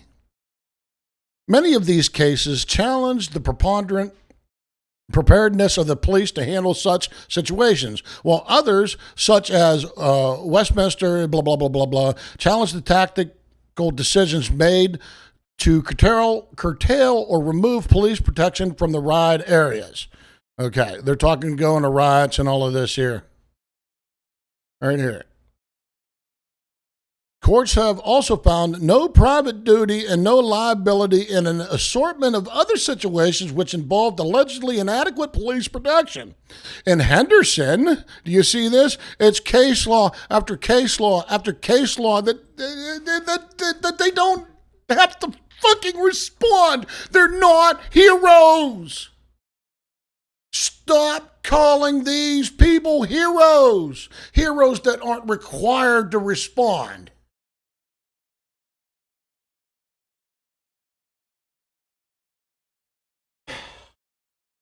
Pisses me off when I keep on hearing these guys being just like down there in D.C. Did you see all them freaking, that line of cops lined up for this Capitol police officer that was stomped to death or whatever by the freaking crowd? Or I don't want to go into that, but come on. Glorifying the police. Serving hot dogs to children. It's kind of perverted if you ask me. Down there in Madison, North Carolina. Back the blue. We're serving free hot dogs to the children. Weirdos do that kind of shit. Propagandists do that kind of shit. Tyrannical assholes do that kind of shit. Nova Guy. Good to see you, Nova Guy. Okay. The police have no obligation to respond. This is Warren versus D.C. Supreme Court case. Okay, in this case, Henderson, the plaintiff had contacted the St. Petersburg Police Department and made arrangements for specific police protection while making deliveries in a dark and secluded part of the city. Plaintiff had been previously attacked while making such deliveries and, accordingly, relied upon the assurances of the police personnel that officers would be on the scene. We promise we'll be there. You just give us a call. The bat light, go doo-doo, doo-doo, doo-doo. The bat light is up, right? We'll be there.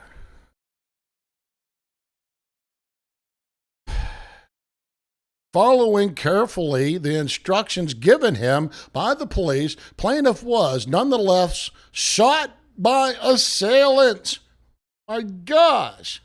The order dismissing plaintiff's complaint against the city was affirmed on the grounds that, in the absence of a special relationship not present in the case, the police department was under no duty to protect Henderson, even though they said that they were going to be there beforehand. Okay. Do we get it? Do we get it? I know you guys are getting it. You're not that stupid. We're not this stupid, right? It's right here. It's easy to read. Sometimes I fumble words, but it's easy to read. Okay, so let me prove that the Second Amendment is the way to handle this. That's your only recourse to defend yourself. You have no other recourse to defend yourself with this evidence. People living in a Surrey neighborhood have stopped an apparent home invasion in progress, and the guys they caught got some pretty rough treatment. Yeah, Nafisa Kareem looks into how far you can go when it comes to protecting your home. Please, we need some help right now. Please, thank you. I won't move. The man on the ground is one of 3 robbery suspects who police say tried to rob this home on 124A Street last Tuesday. I was about to get ready to go to work, and then I heard screaming. So I'd locked my kids inside the house, put my alarm on, I took my baseball bat, I ran out there. This is what Ajay Maharaj saw. The suspect restrained with a belt by the homeowners and neighbors. I saw him on the ground, he was beat, like his face was all swollen, he has bruises everywhere. Police say citizens' arrests are legal, provided that the suspects are handed over to police immediately and that the use of force is reasonable. 6 years ago, Toronto shopkeeper David Chen chased and tied up a shoplifter. Chen was charged but found not guilty of assault and forcible confinement. A citizen has to be very cautious. These criminal lawyers say citizens' arrests can be physically and legally dangerous. You have to be very careful that you don't detain them too long or don't detain them unreasonably. Putting a belt around someone's neck can be a very dangerous situation. The suspect was taken to hospital for minor injuries. The homeowner's not facing charges. One of the men, 23-year-old Andre Naranjo, is still at large, but police say the citizen's arrest helped investigators identify the suspects. It makes it easier for the investigation. Here's the police report. Essentially, the suspect is caught red-handed. I won't move, I won't move. Nafisa Karim, CTV News, Surrey. The cops always got to get the last word in, don't they? They always got to be there after the fact, giving their side of the story. Why don't you just shut the hell up and go back to work, not defending us? Why do you always have to come in there and tell us the story after the fact, Mr. Policeman? Okay, I move on with more evidence of Warren versus D.C. and why you can't count on the police nor trust them to do anything to help you. Yes, she was here with him, a soft-spoken woman who has already suffered a stroke. And Mr. White thought something like this might happen because on Monday, someone tried to break in through a back window, but this time they got in through the side door. And sure enough, about 1, I heard somebody hit the door. 75-year-old Willie White feared the people who broke through his gate early Monday morning and broke a back window would return. I was hoping it wouldn't happen, but I don't know. I was somewhat expecting maybe they might come back if they wasn't satisfied. And sure enough, around 1 o'clock in the morning on Tuesday, Mr. White heard someone breaking in the side door. He removed this glass, unlocked this door, and kicked the door in. Mr. White grabbed his rifle. He had only been able to load it with a single round. And as the intruder was coming up the steps in the kitchen, he fired. And this is where I got here with the gun, hit him. The bullet hit the intruder in the chest. If he was brazen enough to come and kick my door in, he's brazen enough to, do me in. And it just so happened that I didn't realize it until the police was here that he did have a pistol. Mr. White, who was home with his wife during the home invasion, says he had no choice but to pull the trigger. I wish he had never came in. I wish he'd stayed where he was. Outside. When I saw him and realized that he was going to break the door down, I figured I didn't have any other choice. And the 18-year-old intruder did die, but police say his 2 accomplices got away. Reporting live on Detroit's West Side, Kimberly Craig. I don't feel sorry for the bastard. Saves taxpayers all kinds of money when the police are not involved. I don't look at it as a bad thing that you should never call the police until after the fact. They are no good. Defend yourself. The Constitution works. You just got to leave government out of it. Government doesn't help you. It hurts you. It restricts your rights. And then it feeds you a whole bunch of propaganda bullshit about how these people are going to help you and defend you. And all you have to do is come to us and we'll take care of you. Oh, yeah, we got your back. Yeah, right. All right. Moving back to Warren versus D.C. Case law stacked on top of case law. Now, Race and Randy I know you asked earlier, and I know Sergeant Chucko, I forgot about you too. How you doing? You asked earlier about weapons and all of that, and Racing Randy, I asked you the question, why should we never depend on the police? Well, I hope I'm giving you an answer. Now you can spread this information and let it flow from your body. All right. Here we go with the Supreme Court again. And it was in Mason Gill that the Arizona Supreme Court, in a unanimous and blank decision, affirmed the dismissal of a complaint alleging that a deputy sheriff and the county employing him were negligent and failing to apprehend two reckless drivers. According to the complaint, the deputy sheriff saw two Utes leaving a local tavern and driving their car away at excessive speeds. The deputy sheriff then allegedly followed the two cars, watching them weave back and forth, drive onto the wrong side of the road in an attempt to pass on a hill. The officer made no attempt to apprehend the drivers or prevent their reckless conduct. Shortly thereafter, the two reckless drivers collided with an oncoming vehicle, causing the deaths of 5 of the 6 persons involved. The Arizona Supreme Court had concluded that the duty of defendants to arrest the reckless drivers was a duty owed to the general public and not to the deceased occupants of the oncoming vehicle. Huh, really? You mean to tell me that the cops could let you just bleed the fuck out? They could just let your brain splattered all over the freaking windshield of that car. They had an opportunity to stop that car, but guess what? They are under no obligation to respond to your call or your needs or anything.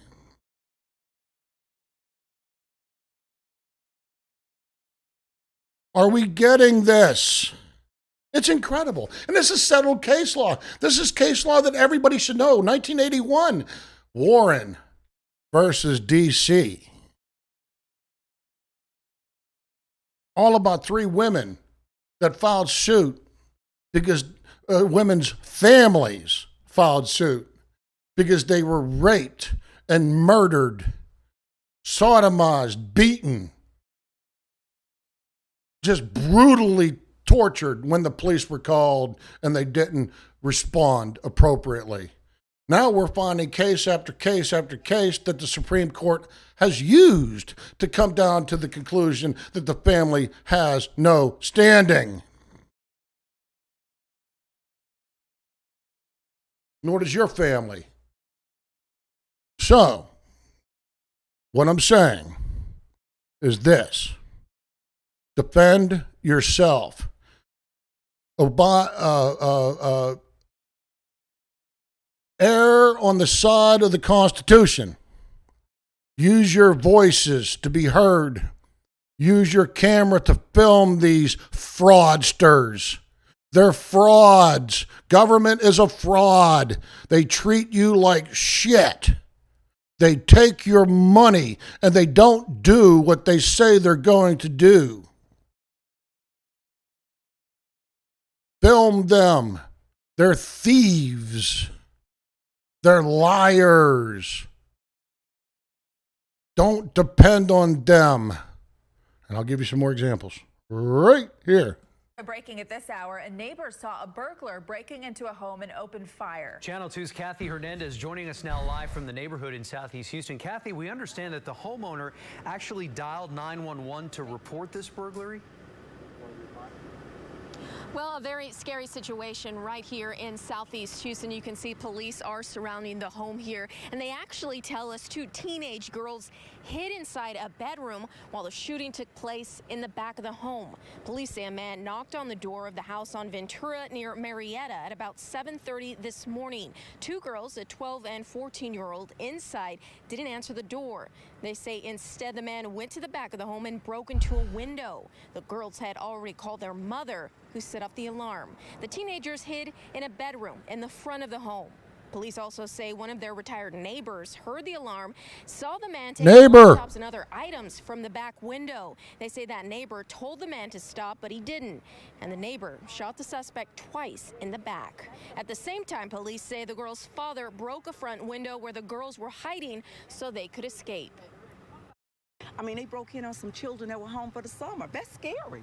I'm hoping that other people may see it that might think about this neighborhood and leave us alone. Leave us alone. Good civic club, and we have good neighbors, and we've been here for a long time, so we look out for each other and we try to take care of each other. The mom is pretty shaken up, but she's relieved that her daughters are safe and that they're okay, and she's grateful that her neighbors are attentive, and they pretty much have their own little neighborhood watch program. And the suspect now is in critical but stable condition Okay. at the hospital. The important thing to take away from this article. Likely go to a grand jury. Neighborhoods take care of neighborhoods. We do watch each other. That man saw that this happening. He come out of his own house to defend these little girls. Their investigation. Of course, we'll continue Okay? to follow this developing story. Here's the important point I want to make. Neighborhood watches are good in this instance, but you also need to neighborhood watch your local cop too. You understand? When that cop comes into your neighborhood, he's just like a criminal. You got to watch them bastards, or they'll pull people over and extort them with money right in front of your house. And they don't think that you're going to come out and film them. They don't think that you're going to come out and bother them. They're going to go ahead and take that person's money, if not worse, and they will drive away to the next victim. What I'm saying is we need neighborhood watches against police.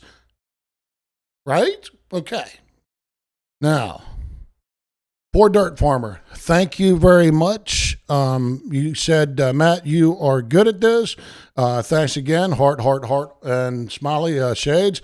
Thank you very much. This last proof that I'm going to give you about Warren versus DC. The police have no obligation or responsibility to respond to your call or show up or help you in any fashion whatsoever.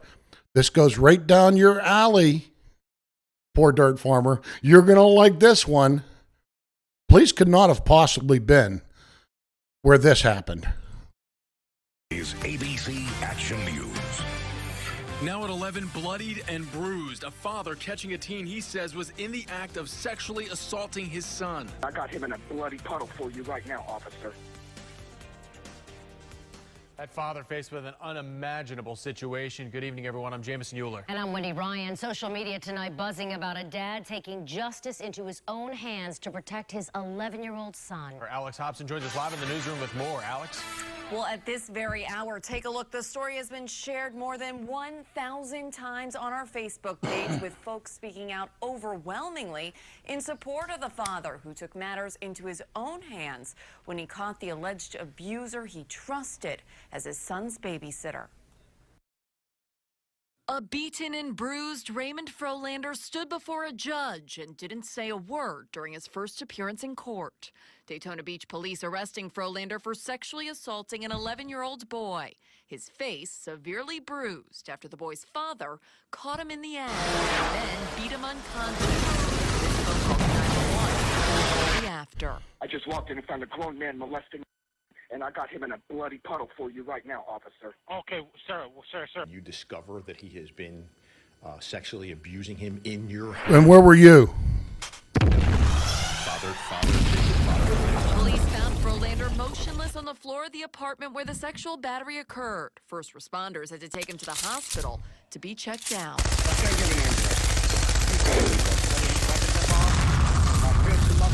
Police say the victim told them Frolander had been assaulting him since he was 8 years old.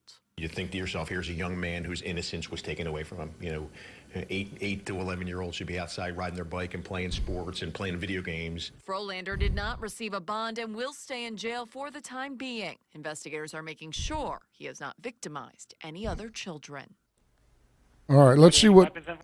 Yeah, let's see what the dad said again. Give him an ambulance. He's going to need one. Were there any weapons involved? My fist and my foot. He said, were any weapons involved? The dude says, yeah, my fist and my foot. Damn fucking straight, right? Police say the victim told them Frolander had been assaulting him since he was 8 years old. You think to yourself, here's a young man who's And here's the police guy again. And every one of these articles, what do you see? The police at the end.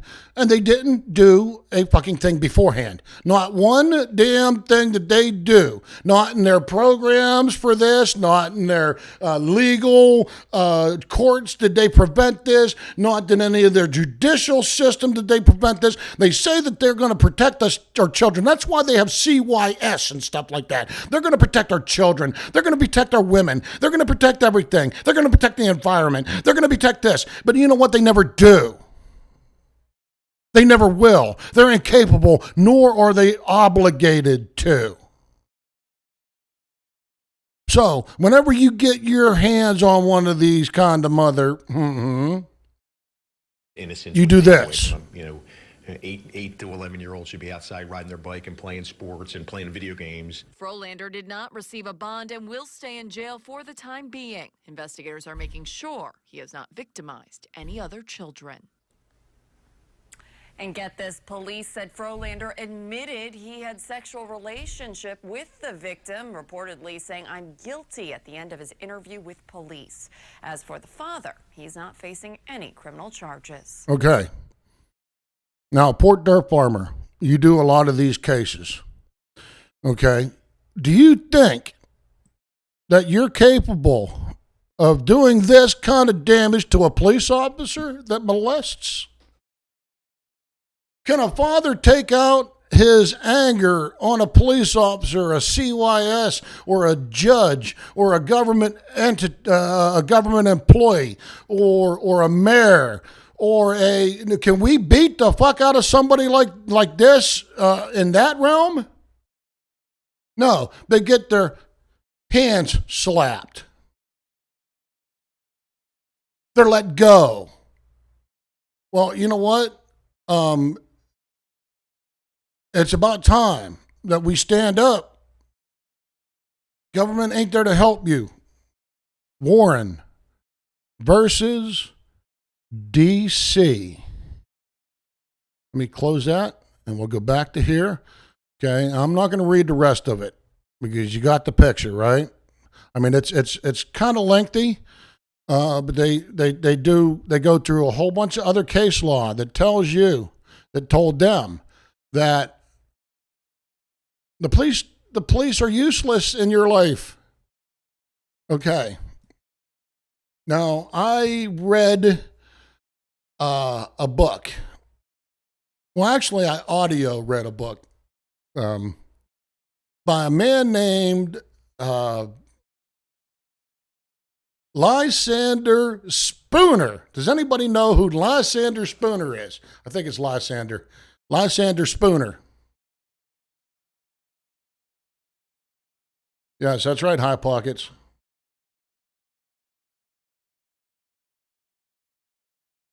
That's because pigs are child molesters. Same with judges and lawyers. That's exactly right.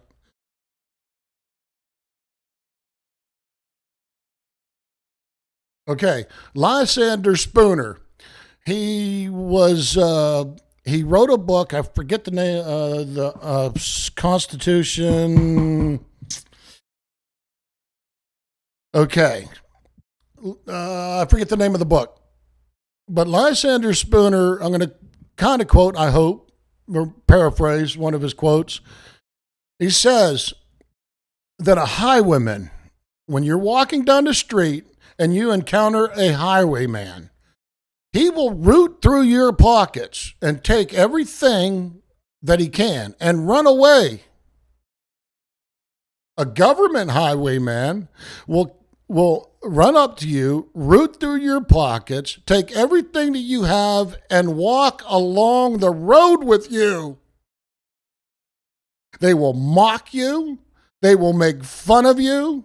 They will rob everything from you, and they will continue to do it as they walk down the street. He's a very brilliant thinker. 1847, I do believe the book came out in 1847. For some reason, I know that and not the name of the book.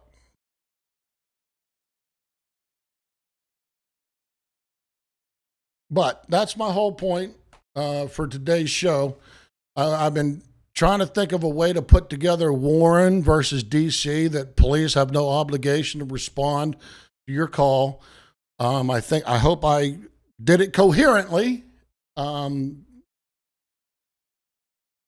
What do you think, Helper? Do you think I put that together coherently? Yeah, she raised her eyebrows and shook her head. All right. Let me get rid of this. Go back into my law library. I'm going to put a dip in.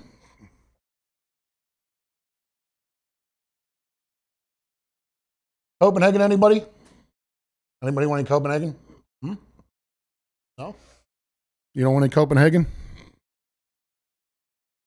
All right.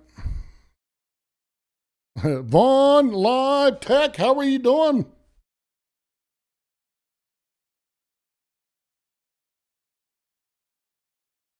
That's all they are, Vaughn Live Tech. They are nothing but petty criminals shaking you down at every freaking level. Lysander Spooner also said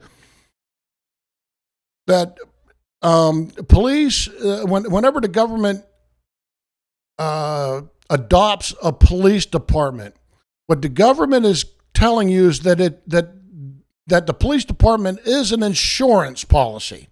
That you, by paying your taxes, are buying into an insurance policy, a safety insurance policy, an insurance policy to make sure that your big plate glass window doesn't get broken. They'll take care of your business, but we as government man need them taxes. So as long as you pay us taxes, that plate glass window will stay perfect. Just give us that responsibility. And thereby indebting all of us, without our signature, without any affirmation of me or you, that we want this insurance policy.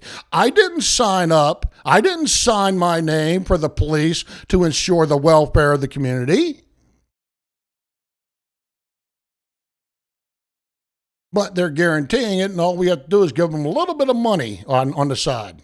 And, of course, it gives them power to shake you down. Lysander Spooner.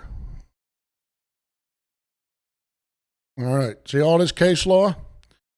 Supreme Court. Well, maybe I'll go down all the way down to the end here. Let me see what they say down to the end. I didn't read it all. I have read it all, but I've read so much other case law, I can't exactly tell you. Oh, these are all the dissentings and all of that. Yeah. Concurred. Yeah. Yeah. These are all dissenting or affirmation of the case. So you got the gist of it, right?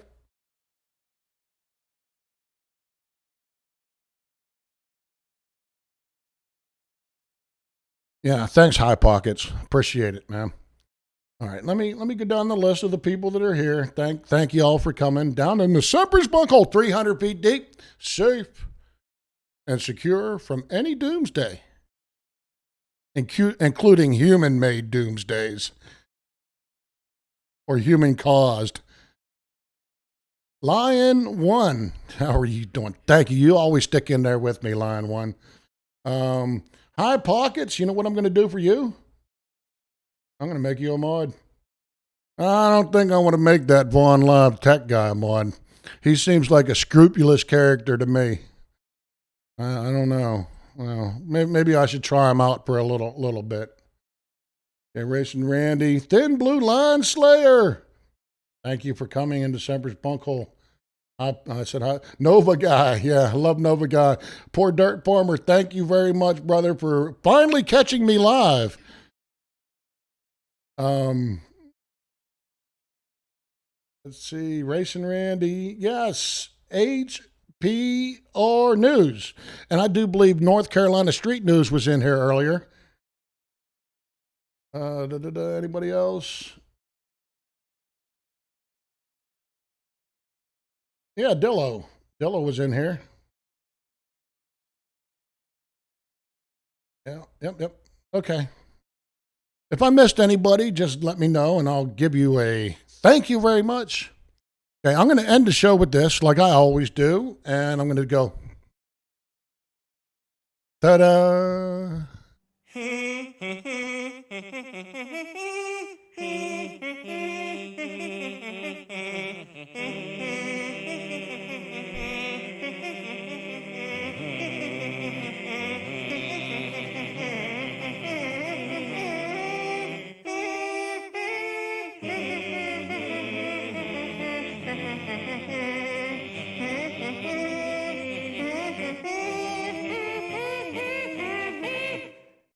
There you go.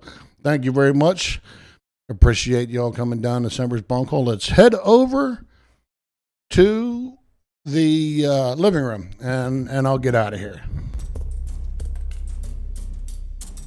Yeah.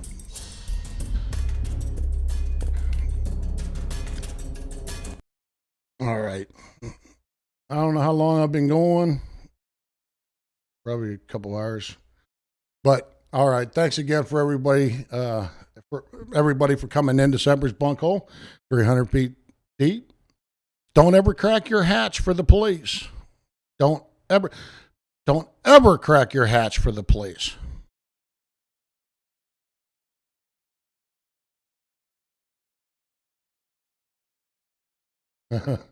You're driving.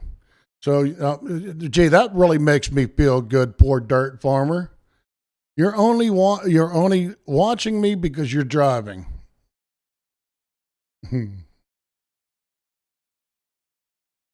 Yes, Vaughn, live tech, it is necessary. I placed that wrench in your hand for good cause.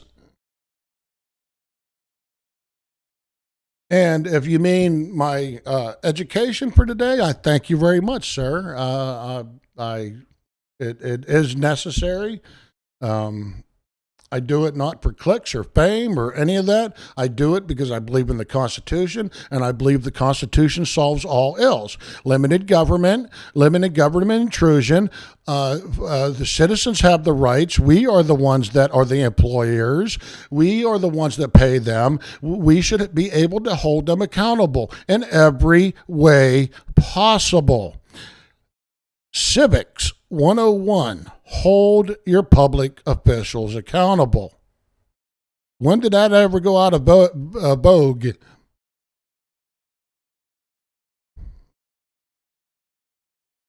All right, thanks a lot. Oh, through Thin Blue Line Slayer, I forgot to mention you too. Thank you very much. And thanks for that. I appreciate you too.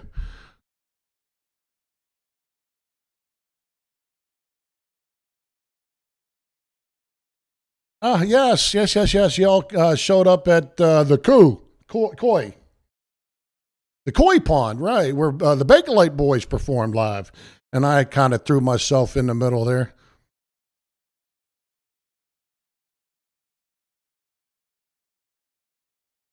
Yep, see ya. I'm out of here too. Thank you very much again. See ya. See you next time. I'm thinking about doing it on Mondays. Monday mornings, about the same time.